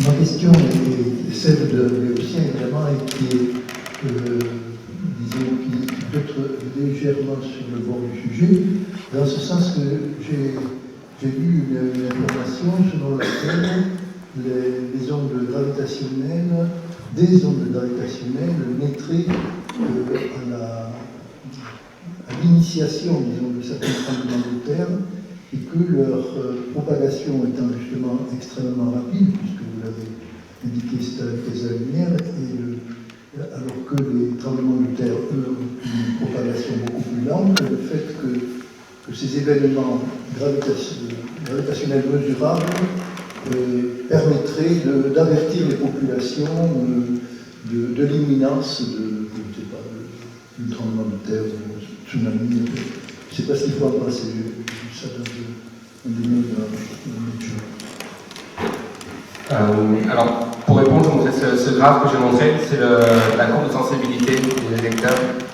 Et en fait, à très basse fréquence, donc à 20 Hz en dessous, ce qui limite la sensibilité, ce qui permet de ne pas, enfin, ce qui nous empêche de voir les ondes gravitationnelles, ça s'appelle le bruit newtonien. Le bruit newtonien, c'est effectivement des plaques sismiques qui se déplacent à l'autre bout de la Terre. Ça va changer le potentiel gravitationnel terrestre. Donc, ce n'est pas des ondes pour parler gravitationnelles, c'est juste le potentiel terrestre qui change. Et ça, le détecteur peut le voir directement. Et c'est une limitation pour voir les ondes gravitationnelles. Alors, j'ai plusieurs fois entendu, mais sans jamais voir directement de travaux scientifiques directement compris s'en servir pour faire des sismographes très précis. Je ne sais pas du tout si c'est le cas ou pas. Ce qui est sûr, c'est que les détecteurs sont extrêmement précis. Autour d'eux, ils ont une batterie de détecteurs électromagnétiques, sismiques, etc. pour pouvoir être sûr que ce qu'ils voient, c'est pas juste un tremblement de terre local ou un avion qui passe ou un éclair pas trop loin. Et du coup, l'ensemble de l'interféromètre plus des capteurs à côté est quasiment unique en son genre et permet sûrement de détecter d'autres choses qu'on n'a pas encore pensé prosaïquement sur Terre. Après, je ne sais pas s'il y a une application vraiment faisable et pragmatique derrière ou pas. Je vais juste ajouter que, effectivement, comme a dit Tanguy, ce n'est pas une onde gravitationnelle qui est créée lors d'un tremblement de terre et qui serait détectée dans le détecteur, ce n'est pas une onde gravitationnelle. Mais par contre, effectivement, il y a des projets actuellement où il y a des géophysiciens qui sont impliqués. Donc, c'est pas dans l'Einstein Telescope, mais dans d'autres projets, il y en a qui s'appelle MIGA, qui consiste à construire un détecteur d'ondes gravitationnelles avec des atomes plutôt qu'avec la lumière. Et là, il y a toute une équipe de géophysiciens qui est intéressée, puisqu'effectivement, on va pouvoir mesurer le potentiel gravitationnel newtonien, c'est-à-dire la distribution des masses autour du détecteur et même à grande distance du détecteur. Donc, effectivement, ça intéresse les géophysiciens.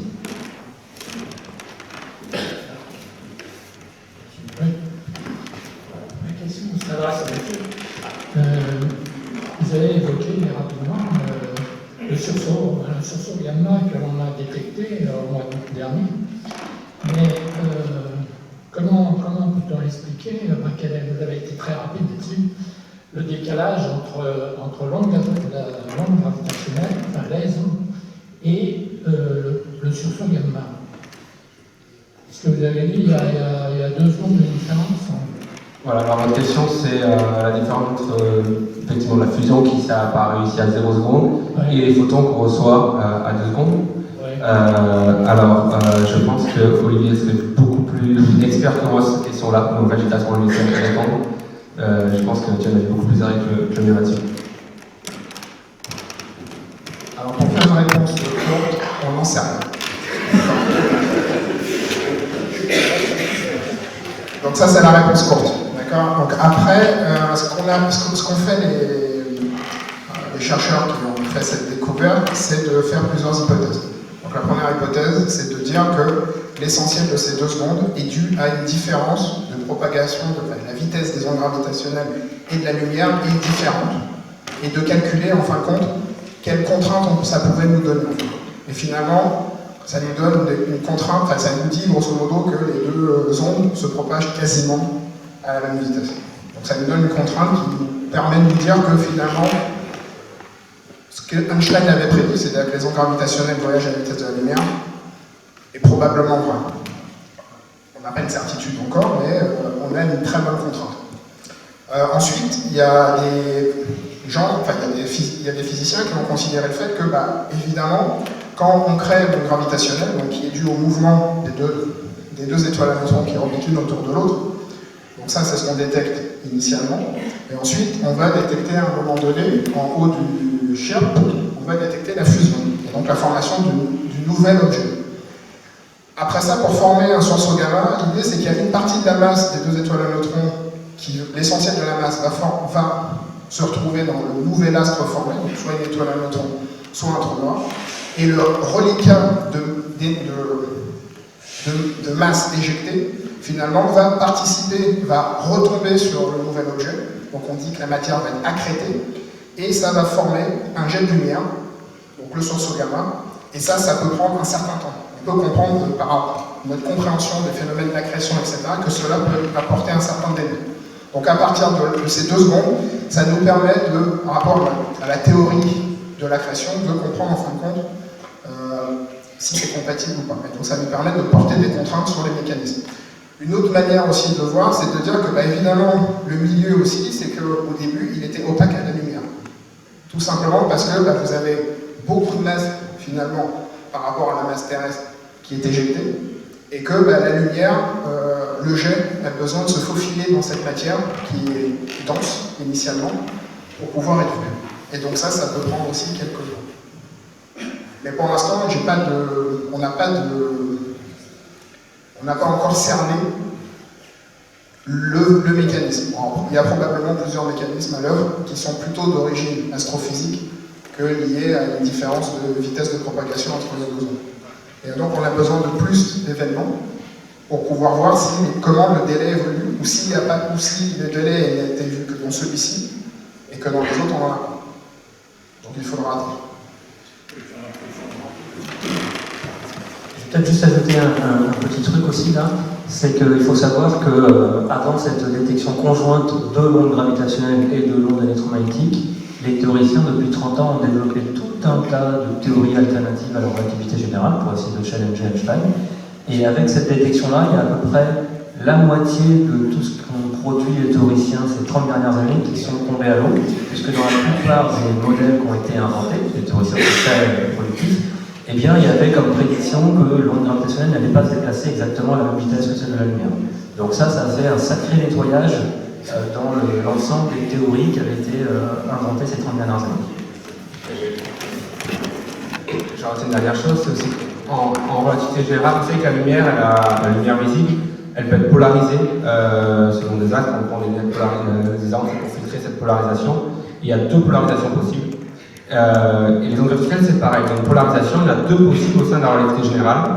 Et dans les théories alternatives, il y en a beaucoup qui proposent qu'il y ait plus que 2 polarisations. Alors pour l'instant, avec seulement 2 détecteurs fonctionnels, on ne peut pas mesurer s'il y en a 2 ou plus. Le 3e était mis en marche, mais pour l'instant, on n'a pas assez de détection pour voir ça. Mais quand on aura 5 détecteurs, on pourra dire qu'il n'y a que 2 polarisations. Enfin, si jamais on n'en voit que 2, ça tuera aussi une bonne partie des théories restantes. Et du coup, je suis un grand fan de la relativité générale et on verra une théorie rapidement.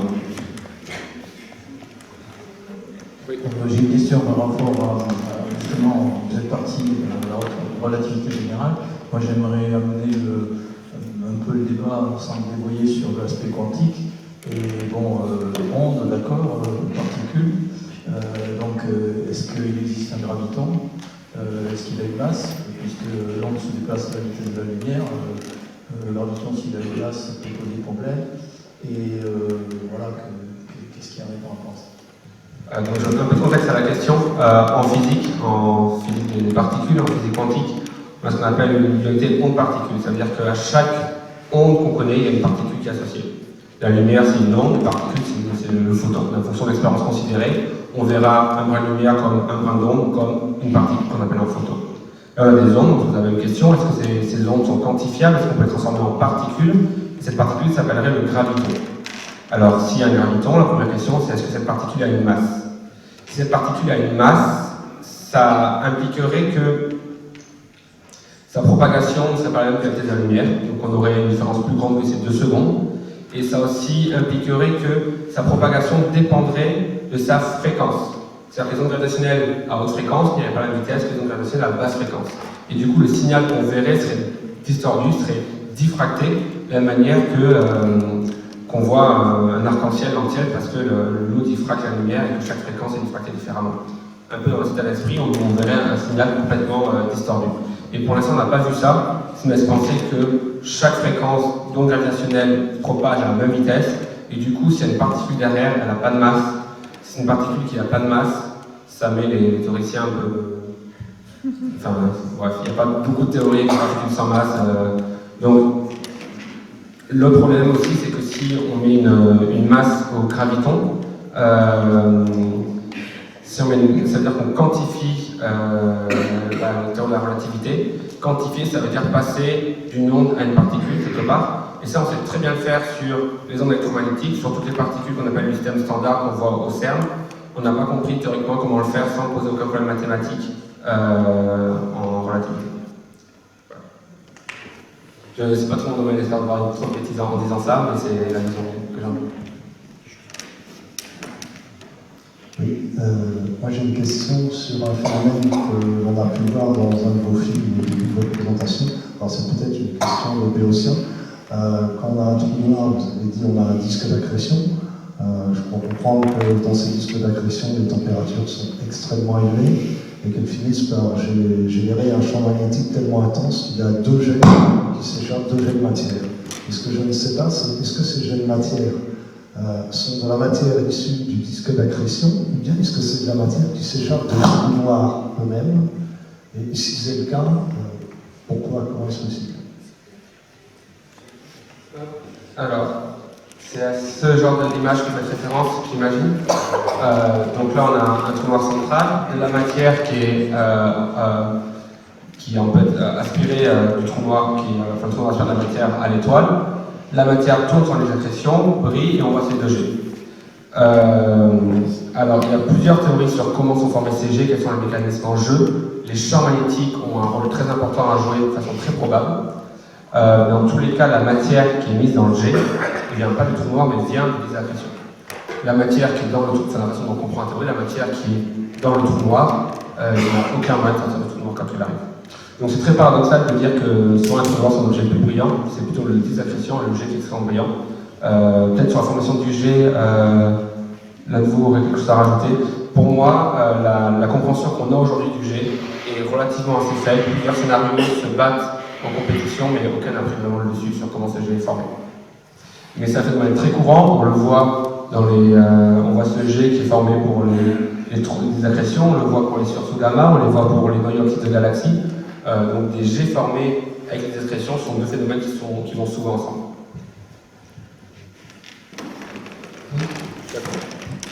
Juste apporter un petit élément avant la prochaine question. Ça va peut-être faire le lien entre les 2 questions. Donc, comme a dit Tanguy, effectivement, le trou noir de la relativité générale d'Einstein, à partir du moment où on est rentré dans l'horizon du trou noir, on ne peut pas en sortir, même la lumière. Mais si on commence à rajouter quelques ingrédients de mécanique quantique, c'est ce qu'a fait Hawking, il a montré qu'en fait, un trou noir, j'oublie qu'il y a éventuellement un disque d'accrétion autour, je prends juste un trou noir tout seul, le vide autour, et bien un trou noir va rayonner, et ça c'est un effet qui est quantique, donc ça n'a rien à voir avec la relativité générale, c'est un mariage à minima entre la relativité générale et quelques éléments de mécanique quantique, et l'interprétation qualitative qu'a proposée Hawking, c'est de dire que dans le vide de la mécanique quantique, le vide n'est pas réellement complètement vide, il y a un bouillonnement de particules et d'antiparticules qui se créent et qui se réannihilent extrêmement rapidement. Et dans la vision d'Hawking, il dit bah, si au bord vraiment de l'horizon d'un trou noir, j'ai une particule et une antiparticule qui se créent, bah, il se peut que, par exemple, l'antiparticule rentre dans le trou noir, et donc ça veut dire que la particule, elle va être éjectée à l'extérieur du trou noir. Vu de l'extérieur, c'est comme si le trou noir avait rayonné une particule. Donc en fait, un trou noir, on peut montrer, bien que ça n'a pas été vérifié expérimentalement, qu'il possède une certaine température, et de ce fait, il va rayonner. Ça n'a rien à voir avec ces jets. Le rayonnement du trou noir est beaucoup plus faible en amplitude que l'énergie qui est éjectée dans ces jets, les jets ne viennent pas de l'horizon du trou noir. Et si on s'intéresse réellement à l'horizon du trou noir, il y a très probablement, si on croit au King et la mécanique quantique, un petit rayonnement, et ce rayonnement est d'autant plus important que le trou noir est petit. Un petit trou noir va rayonner fortement et disparaître très vite. Un gros trou noir va très peu rayonner et mettre très longtemps avant de disparaître. Donc le trou noir, au centre de la galaxie, il va nous survivre largement, il verra là, beaucoup plus que l'âge de l'univers aujourd'hui. Donc, juste une petite question basique pour revenir sur Terre. Vous parlez d'énergie en erg qui est... Non, je ne comprends pas pourquoi on ne parle pas de joule. Déjà, ce qui serait, si vous éviterez des exposants gigantesques, et par le plaisir de manipuler des chiffres monstrueux, je ne vois pas l'intérêt. Alors, moi non plus, je vois pas l'intérêt. Moi, je suis dans un domaine très théorique où on manipule vraiment les applications numériques. Mais il se trouve que souvent les conventions astrophysiques, des fois, sont fondées, des fois, c'est plus des habitudes qu'on a gardées. Le R, c'est l'unité standard d'énergie dans le système qu'on appelle CGS, système américain. On prend le centimètre pour la longueur, le gramme pour le poids et la seconde. Et du coup, le joule serait le système international où on prend plutôt le mètre, etc. Mais effectivement, ça rajoute des exposants. Et par habitude, les astrophysiciens ont dans leur tête des aires de grandeur en R. Et donc, je pense que Olivier, il sait en R combien fait sur ce gamma, etc. C'est les aires de grandeur qu'il a et la communauté n'a pas forcément le même ordre de grandeur automatiquement en joue par habitude. Peut-être qu'il y a une raison plus profonde, mais je ne la connais pas. En fait, c'est une raison purement historique, comme tu l'as dit. Et l'idée, c'est qu'en astrophysique, en général, on fonctionne beaucoup par... Enfin, les communautés, en fin de compte, ne sont pas fédérées, en fin de compte. C'est-à-dire que les gens, on était au cercle du ciel, ont différentes longueurs d'onde, et ont adopté des pratiques différentes. Et par coutume, d'une certaine manière, on garde ces notations qui peuvent paraître ésotériques pour les gens qui sont en dehors, mais qui, une fois qu'on est dedans, finalement, ne changent pas grand-chose. Donc là, sachant que la différence entre erg et joule, il y a un exposant 10 puissance 7. Donc ça veut dire que pour les quantités d'énergie mises en jeu ici, ça ne change absolument rien. Ça reste des choses colossales. Donc on passe à 10 puissance 40 ou 10 puissance 47, finalement, ça fait beaucoup de zéros après le... On pourrait imaginer quand même que l'astrophysique, les astrophysiciens, eh bien, fassent au fond comme tous les autres physiciens du monde, utilisent le système ainsi. Parce que, comme vous l'avez dit, après tout, ça ne pas. Oui, je voulais simplement dire que le système CGS, ce n'est pas un nouveau système, c'est un nouveau système, comme ça a été dit, c'est un ancien système que, lorsque j'étais étudiant, eh bien, on employait. On a décidé de renoncer à ce système-là, et ce que je voulais ajouter, tout simplement, c'est qu'il faudrait inciter les astrophysiciens, ne serait-ce que pour communiquer convenablement avec la population, parce que c'est ce qu'on fait, utilisent le système ainsi. De façon que vous avez des notations complètement originales et historiques, comme ça a été dit. Il faudrait faire un peu le nettoyage auquel on a fait allusion, comme les autres physiciens l'ont fait. Donc je vous invite à faire. Après, c'est comme quand un marin nous parle en nœud, ou il parle en kilomètres par heure, etc. C'est vraiment les habitudes de la communauté qui restent ancrées même quand il communique. Vous avez raison. J'aurais pu faire l'effort de mettre dans le récit pour la conférence. Peut-être juste avant la prochaine question, excusez-moi, parce que j'aime bien mon exemple de grandeur. Pour essayer de vous faire participer, est-ce que vous avez retenu, ou est-ce qu'on pourrait essayer de faire le calcul ensemble, de la puissance en watts, puisque vous parlez dans les unités du système international, hein, José, la puissance en watts qui a été dégagée par le premier événement de coalescence de deux trous noirs, celui qui a été détecté il y a 2 ans.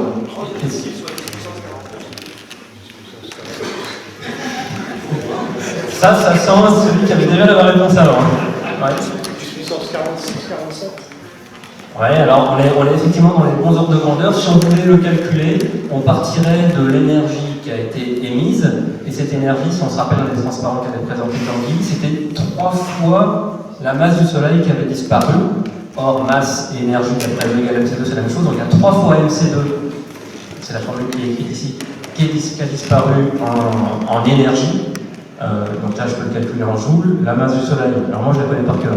2 10 puissance 30 kg, la vitesse de la lumière 3 10 puissance 8, donc là on peut faire le calcul en joules. Et après, si on va voir la puissance, la relation qu'il y a entre la puissance et l'énergie, c'est la puissance et l'énergie divisée par le temps. Donc là, je vous demande, à votre avis, qu'est-ce qu'il faut prendre comme temps caractéristique dans cette histoire? Si je voulais passer de l'énergie, je sais la calculer, 3 mc2 à la puissance.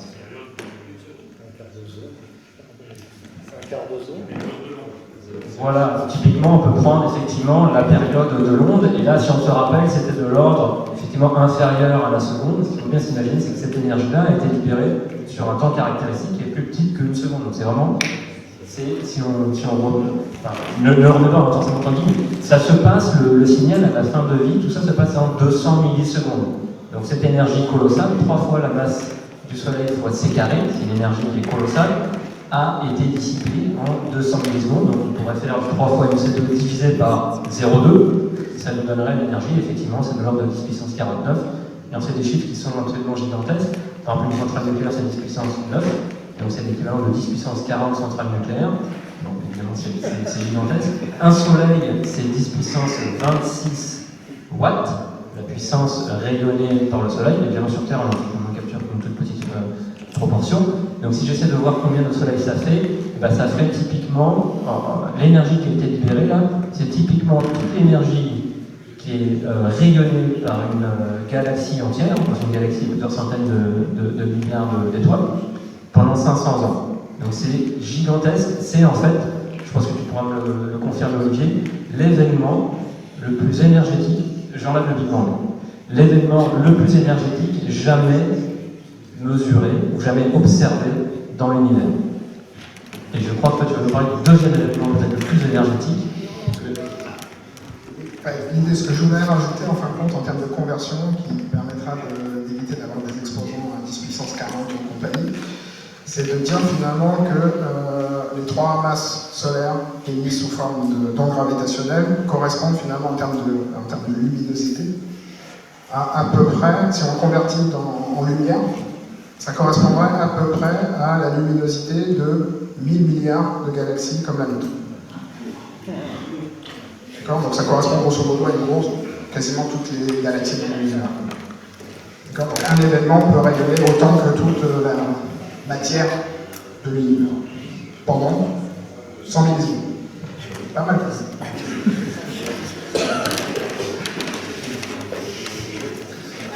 Je voulais poser une question sur le détecteur. Vous avez dit que l'onde gravitationnelle passe, donc l'espace est comprimé et étiré, le temps aussi est comprimé et étiré, et les deux phénomènes s'additionnent, se soustraient, quel est le plus important?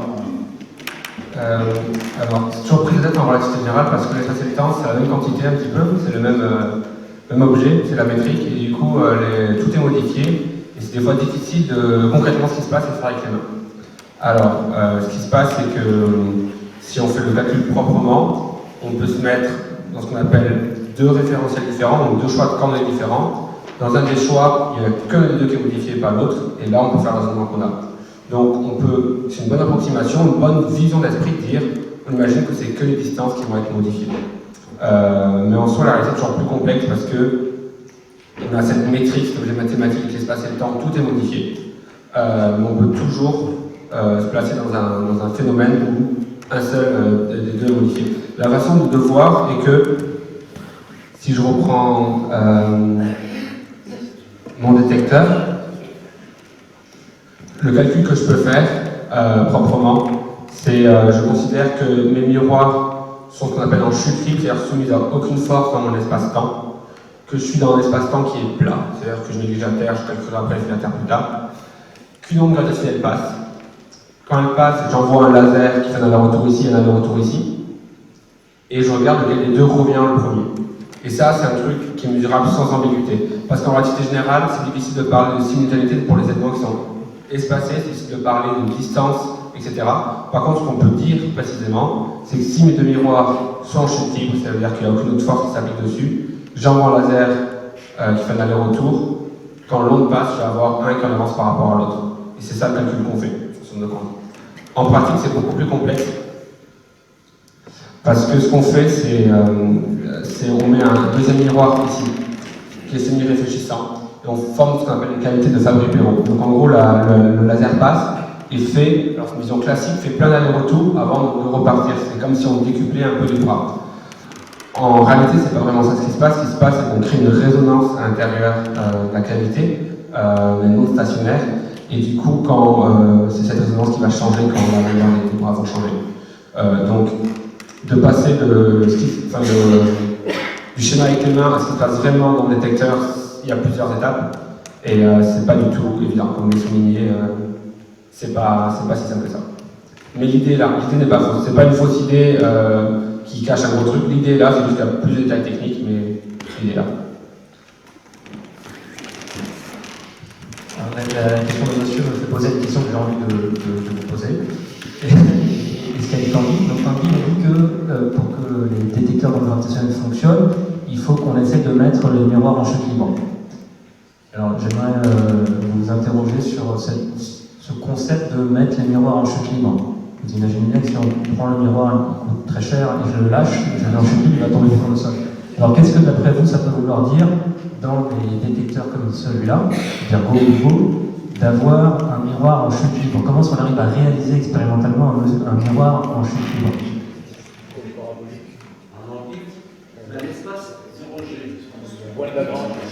J'ai entendu plein de choses. Donc, on est sur Terre, on n'est pas dans l'espace. Hein. Je parle des miroirs qui sont vraiment dans les détecteurs type LIGO et Virgo. Pour effectivement mettre des miroirs dans l'espace, ça c'était le projet LISA. Mais là, dans les détecteurs qui ont détecté les ondes gravitationnelles, comment on a réussi à se débrouiller pour avoir des miroirs en chute libre? L'avion 0G. Ah oui, mais il n'est pas dans l'avion. Accroché avec des ressorts. J'ai entendu quelque chose là, accroché avec des ressorts. Accroché avec des ressorts. Là, accroché avec des ressorts. Alors pourquoi est-ce que ça a été fait en chute libre? On vous passerait la gravité à l'opposé. Alors, est-ce que c'est vraiment ça la chute libre? La chute libre, si on accrochait réellement le miroir à un ressort, il serait soumis à la force exercée par le ressort sur le miroir, évidemment également à son poids, mais là il serait vraiment en interaction forte avec le ressort, il ne serait pas vraiment en chute libre.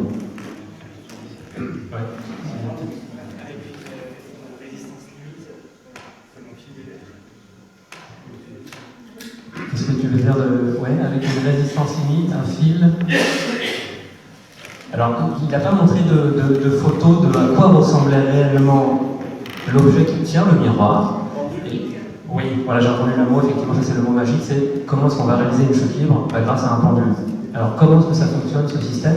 Donc, imaginez un pendule, donc c'est un fil accroché à quelque chose qui est rigide, et puis au bout du pendule, vous allez mettre le miroir. Et bien, pour découpler le miroir, c'est-à-dire le rendre en chute libre, le découpler des mouvements par exemple sismiques, eh bien, si vous l'accrochez à un pendule, imaginez que le haut du pendule, là où il y a le point d'attache, vous le déplaciez un petit peu. Eh bien, vous pouvez, je ne sais pas si vous arrivez à l'imaginer, mais si vous déplacez un petit peu comme ça, et que vous avez un fil ici, en bas, là, ça ne va pas se déplacer de la même quantité que là-haut. Parce qu'en fait, c'est le fil qui va prendre le déplacement. Vous voyez? Vous avez en quelque sorte avec un pendule, on dit qu'un pendule, c'est un filtre passe-bas, c'est-à-dire que si vous déplacez le point d'attache à basse fréquence, très lentement, vous allez emporter le pendule. Donc à basse fréquence, votre pendule, il n'est pas libre. Il est fixé et il mesure. Par contre, à haute fréquence, la fréquence par rapport à la fréquence qu'on appelle propre du pendule, eh bien, si vous bougez un petit peu ici, ça ne fait pas du tout bouger le miroir. Ça, c'est vachement astucieux. Un miroir, c'est astucieux. Dans Virgo, un pendule, c'est astucieux. Dans Virgo, il y a 7 pendules. Donc à chaque fois que vous rajoutez un pendule, vous découplez d'autant plus le miroir qui est en bas des vibrations qui peuvent avoir lieu au niveau du point d'attache. Et c'est comme ça que vous rendez libre le miroir. Vous le rendez libre que dans une plage de fréquences déterminée. À basse fréquence, le miroir il n'est pas libre. Sinon il tomberait par terre.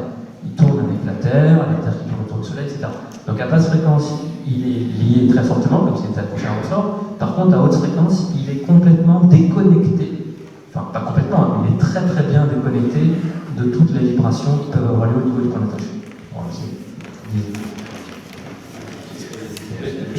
finir avant une question là-dessus, c'est que du coup, pour les détecteurs qui seront dans l'espace avec l'expérience LISA, ils sont vraiment en chute libre. C'est-à-dire qu'on a un satellite qui part avec ce qu'on appelle une mass test, un miroir assez massif, qui va en l'air, donc le décollage est tenu. Une fois en l'air, ça va lâcher le miroir sera en chute libre dans l'espace, en apesanteur, et le satellite va en fait le suivre autour pour ne pas le toucher. Donc c'est un boulot assez difficile de juste arriver à suivre la mass test sans la toucher pour que la test soit en chute libre. Et l'an dernier, on a eu ça s'appelle LISA Pathfinder, un test de technologie de LISA. On a fait ça, on a mis un seul satellite, deux mass tests à l'intérieur, qu'on a mis en chute libre, ça veut dire que c'était attaché au satellite pour les a lâchés. On a regardé en envoyant des lasers dessus, on arrive à bien les mettre en chute libre et bien mesurer l'accélération relative. Et donc il y a beaucoup de défis technologiques sur LISA, juste sur le fait qu'on se sera de la chute libre pure et pas du système de conduite. J'avais une seconde question. J'ai eu une publication très récemment sur le satellite Gaia qui pourrait, comme il mesure très précisément la position des étoiles, voir des ondes gravitationnelles passer. Si vous avez plus d'informations. Des ondes. Alors, Gaia est donc un satellite qui va mesurer un nombre incalculable d'étoiles dans notre galaxie, leur position, et qui va les mesurer plusieurs fois, donc ils pourront voir notamment leur vitesse. Il y a énormément de sciences possibles faisables avec Gaia. Alors par contre, vous me donnez une colle si vous me demandez quelles sont les retombées pour l'astrophysique gravitationnelle. Je ne suis pas sûr de voir à quoi vous faites référence à ce niveau-là. Alors, il y a un autre satellite qui s'appelle Euclide, qui lui va mesurer pas les étoiles de la galaxie, mais les galaxies dans l'univers, grosso modo, et qui va mesurer leur distribution. Et donc, avec ça, on va pouvoir avoir plein d'informations sur la cosmologie, l'évolution de l'univers, éventuellement de retomber sur les ondes primordiales. Mais Gaïa, je ne vois pas à quoi vous faites référence. Je ne sais pas si l'un de vous trois a quelque chose en tête. Je ne peux pas vous aider malheureusement. Une question peut-être pas bête, mais je n'ai pas vu dans votre exposé, ou j'ai même perçu, ce que devenaient les trous noirs au bout d'un certain temps. À la fin, le trou noir final, au moment de la fusion, il est encore un peu excité, donc c'est la fin du signal, on voit la courbe là qui descend, qui fait une sinusoïde décroissante, et puis il se stabilise, et après il reste sur place. Donc on a un trou noir final qui est sur place, on appelle ça un trou noir de Kerr, parce que c'est un trou noir qui tourne sur lui-même, généralement. Et a priori, il s'avit, donc il y a théoriquement cette évaporation de Hawking, mais qui est négligeable pour le trou noir dont on parle. L'effet négligeable, ça ne va pas affecter sa masse dans les temps considérés. Donc on a un trou noir qui reste là et qui, comme un astre quelconque, continue sa vie, donc il va se déplacer dans la galaxie comme une étoile quelconque, mais sans rayonner de lumière. A priori, c'est son stade final, il n'y a pas d'évolution, c'est un objet stable. C'est-à-dire que, modulo, encore une fois, la réaction dont ils ont parlé, c'est un objet stable qui va rester comme ça indéfiniment. Oui, juste une petite remarque. On fait une remarque sur la stabilité du miroir. Il y a 30 ans, on faisait de la sismologie avec ce qu'on appelait les pendules de Bloom, qui étaient des petits miroirs suspendus dans le vide, et qui avaient des périodes de l'ordre de 30 minutes. C'est-à-dire qu'on approchait déjà des choses très intéressantes. Et votre interféromètre de Michelson ferait, pour moi qui suis sismologue, ferait un sismographe merveilleux. Je sais que c'est une question qui s'est posée dans. Moi, je ne fais pas partie de la communauté LIGO ou Virgo. On est dans des groupes théoriques qui s'arrêtent un petit peu autour. Mais je sais qu'au sein des groupes de travail de LIGO et Virgo, c'est une question qui s'est posée. Est-ce qu'il y a des applications autres qu'en astrophysique de ces détecteurs sur lesquels beaucoup de R&D a été effectué? Donc c'est sûrement une question qui s'est posée. Mais malheureusement, je ne peux pas vous répondre à cette question. Bonjour. Merci pour cette présentation. J'aurais aimé que vous précisiez la différence entre la densité et la compacité. Oui, j'étais un peu fou dessus. Donc, il y a plusieurs choses différentes. D'abord, il y a la masse totale. On peut avoir des objets très massifs sans que ce soit forcément des trous noirs. Il y a la densité. Donc, la densité, c'est une masse par unité de volume. Donc, ça va être des kilogrammes par des mètres cubes, par exemple. Et la compacité, c'est une notion théorique qui est en fait la masse divisée par le rayon de l'objet, généralement.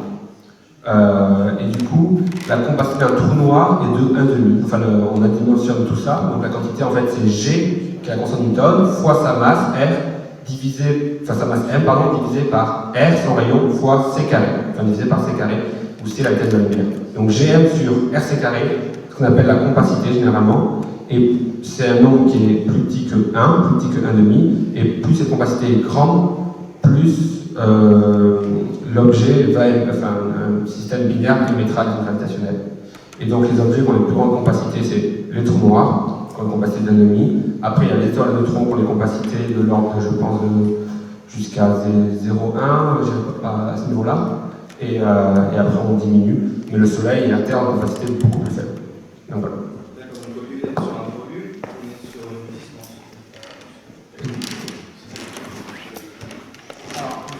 L'idée de la compacité, c'est de comparer finalement l'énergie potentielle gravitationnelle de l'astre à l'énergie de masse de l'astre. Donc l'idée, en faisant ce rapport-là, ça va nous permettre de mesurer l'impact de la courbure de l'espace-temps qu'exerce l'objet. Donc plus cette compacité est élevée, plus la déformation de l'espace-temps va être élevée. Donc en gros, c'est une manière de mesurer les effets relativistes autour des objets massifs. Et donc on considère qu'un objet est dit compact à partir du moment où ce paramètre de compacité est supérieur à 10 puissance moins 4. Pour le Soleil, par exemple, on est à 10 puissance moins 7 ou quelque chose comme ça, et pour la Terre, on est à 10 puissance moins 12, ou un truc comme ça. Donc un truc vraiment négligeable, où les effets relativistes sont quasiment nuls.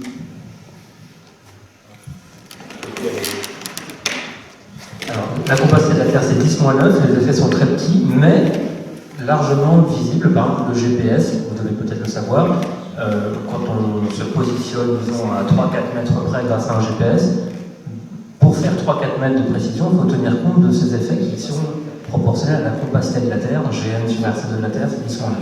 Donc c'est petit, mais très largement mesurable avec les horloges atomiques.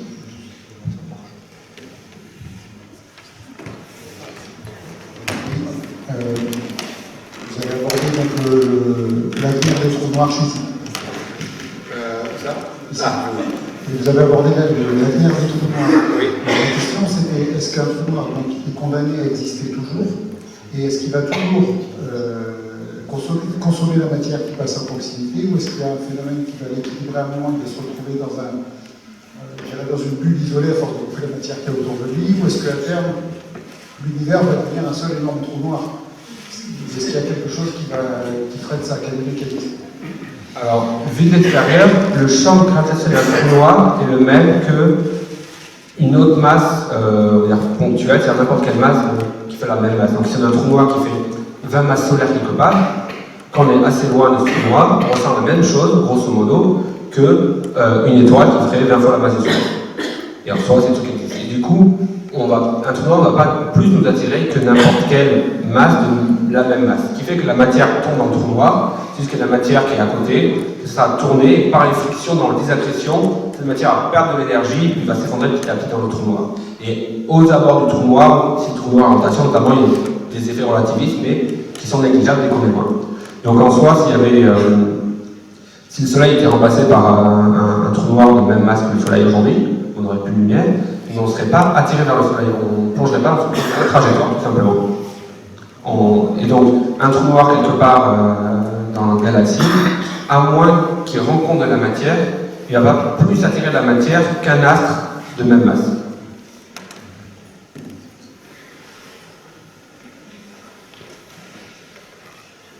Maintenant, la fusion de trous noirs comme activé, c'est toujours dans les galaxies lointaines. Qu'est-ce qui se passe si ça se passe dans notre galaxie? Fusion de trous noirs. Votre question, c'est qu'est-ce qui se passe si ça se passerait dans la galaxie? On aurait donc le même signal, mais beaucoup plus fort. En soi, ce serait vraiment une très grande découverte, il y a très peu de chances que ça arrive. En soi, on aurait le même signal plus fort. Je ne sais même pas si peut-être qu'il y a une saturation des détecteurs pour être très haute amplitude, je ne sais pas du tout comment ils fonctionnent. Mais rien n'empêche qu'on ait, la statistique à part, rien n'empêche que les trous noirs fusionnent dans la galaxie. Les pulsars dont j'ai montré au début sont tous dans notre galaxie ou dans les nuages autour de notre galaxie. Et la plupart des pulsars, on sait qu'ils vont donc se rapprocher en mettant des ondes gravitationnelles et on sait dans combien de temps ils vont fusionner. Alors c'est dans assez longtemps, ça se compte en millions d'années, mais c'est un temps plus court que l'âge actuel de l'univers, ce qui veut dire qu'il y a de fortes chances qu'il y ait des systèmes de ce type-là qui soient en fin de vie dans l'univers aujourd'hui, et notamment dans la galaxie. Donc rien n'empêche théoriquement d'avoir ça dans la galaxie, même si c'est peu probable, parce que c'est probable que ça arrive plus dans notre galaxie. Et si c'est le cas, on aurait le même signal dans beaucoup plus court.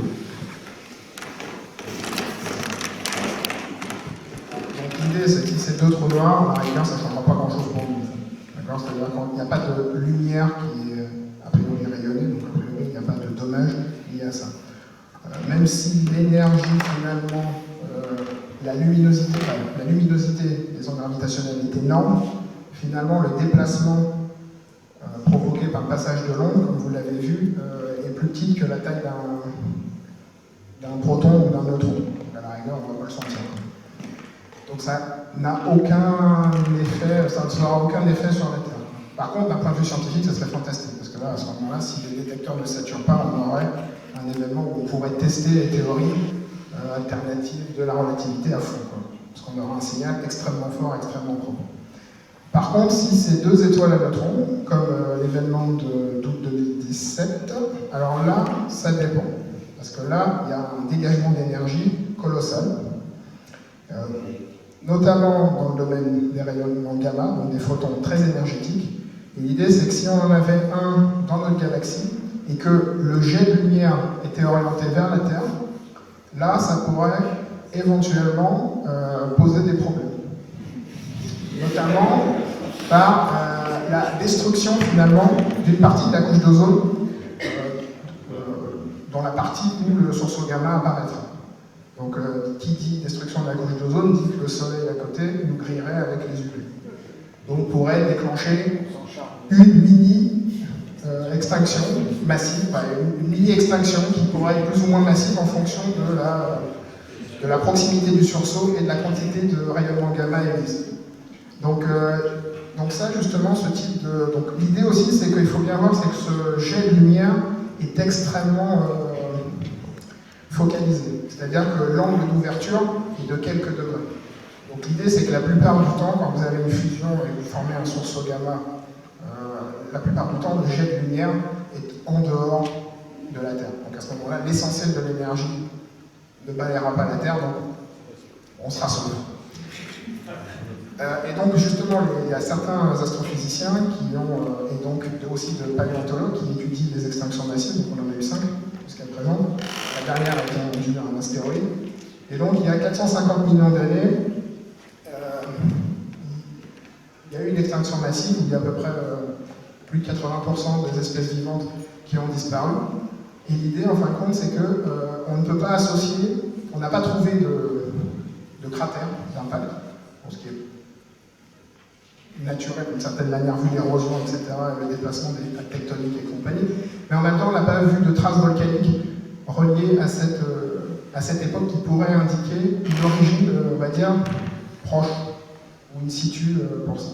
Et donc il y a des gens qui ont postulé du fait que ça puisse être un sursaut gamma galactique qui est finalement explosé dans notre banlieue et qui ait fait une remise à zéro de la vie sur Terre.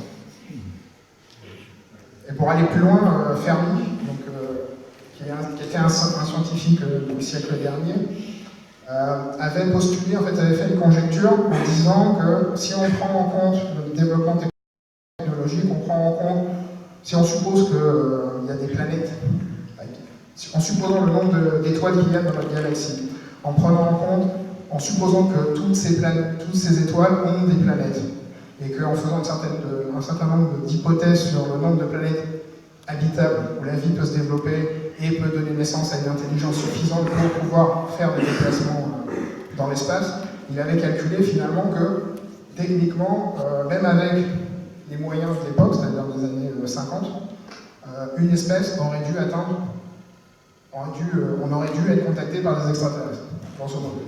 Et l'idée qu'on n'ait jamais été contacté puisse être expliquée simplement par le fait que, régulièrement, dans notre galaxie, soit une supernovae, soit des sursauts gamma, puissent faire des remises à zéro de la vie localement dans la galaxie, en fonction de là où on est. Donc ça reste une conjecture.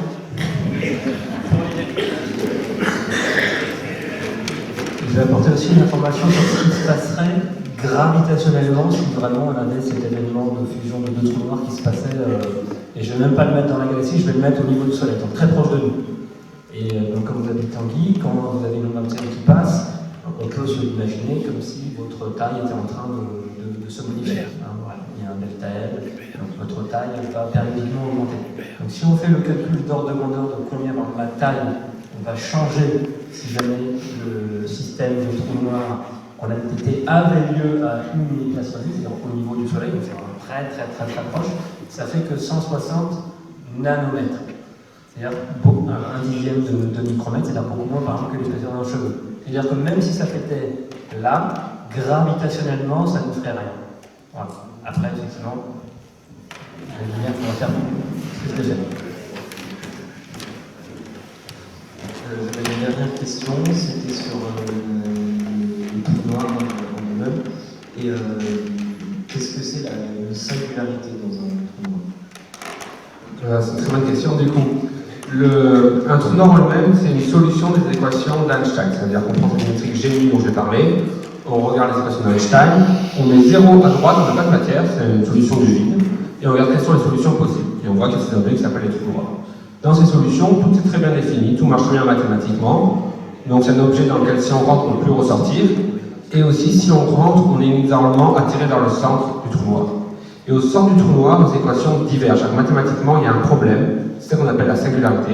C'est que nos équations, il y a un coefficient, en gros, on va dire en 1 sur R, quelque part, ça veut dire que ça diverge vers plus l'infini. Et ce qui veut dire que quand tu prends R égale 0 sur le centre du trou noir, nos équations ne te permettent pas de dire ce qui se passe. Et ça, c'est juste parce que nos équations ne sont plus les bonnes, c'est plus la bonne théorie. Quelque part, c'est comme si tu as une théorie physique assez empirique, après tu zoomes, tu prends une autre échelle, tes formules ne marchent plus. Et cette singularité en question, c'est juste ces équations, c'est d'Einstein, enfin les constantes métriques qui divergent complètement. Alors, la question, c'est à quel moment la théorie est plus valide? Est-ce qu'elle est plus valide à l'intérieur du trou noir? Est-ce qu'elle est plus valide juste à la toute fin, etc.? À quelle échelle est plus valide? Beaucoup de gens parlent de l'échelle de Planck, qui est une échelle qui apparaît naturellement en physique des particules. Donc, c'est logique de dire qu'il va se passer un truc à l'échelle de Planck. Donc, il est possible que ces équations commencent à ne plus être valides. C'est-à-dire que c'est une théorie effective qui n'a plus de validité quand on est à l'échelle de Planck. Peut-être que cette validité change ailleurs, avant ou après. Donc, voilà. Donc personne ne sait ce qui se passe quand on atteint. Mais dans la théorie, si jamais tu tournes un trou noir, en un temps fini, tu arrives au centre du trou noir inexorablement. Alors, il est déjà 21h, donc je vous propose de s'arrêter là et je remercie encore une fois beaucoup Tanguy.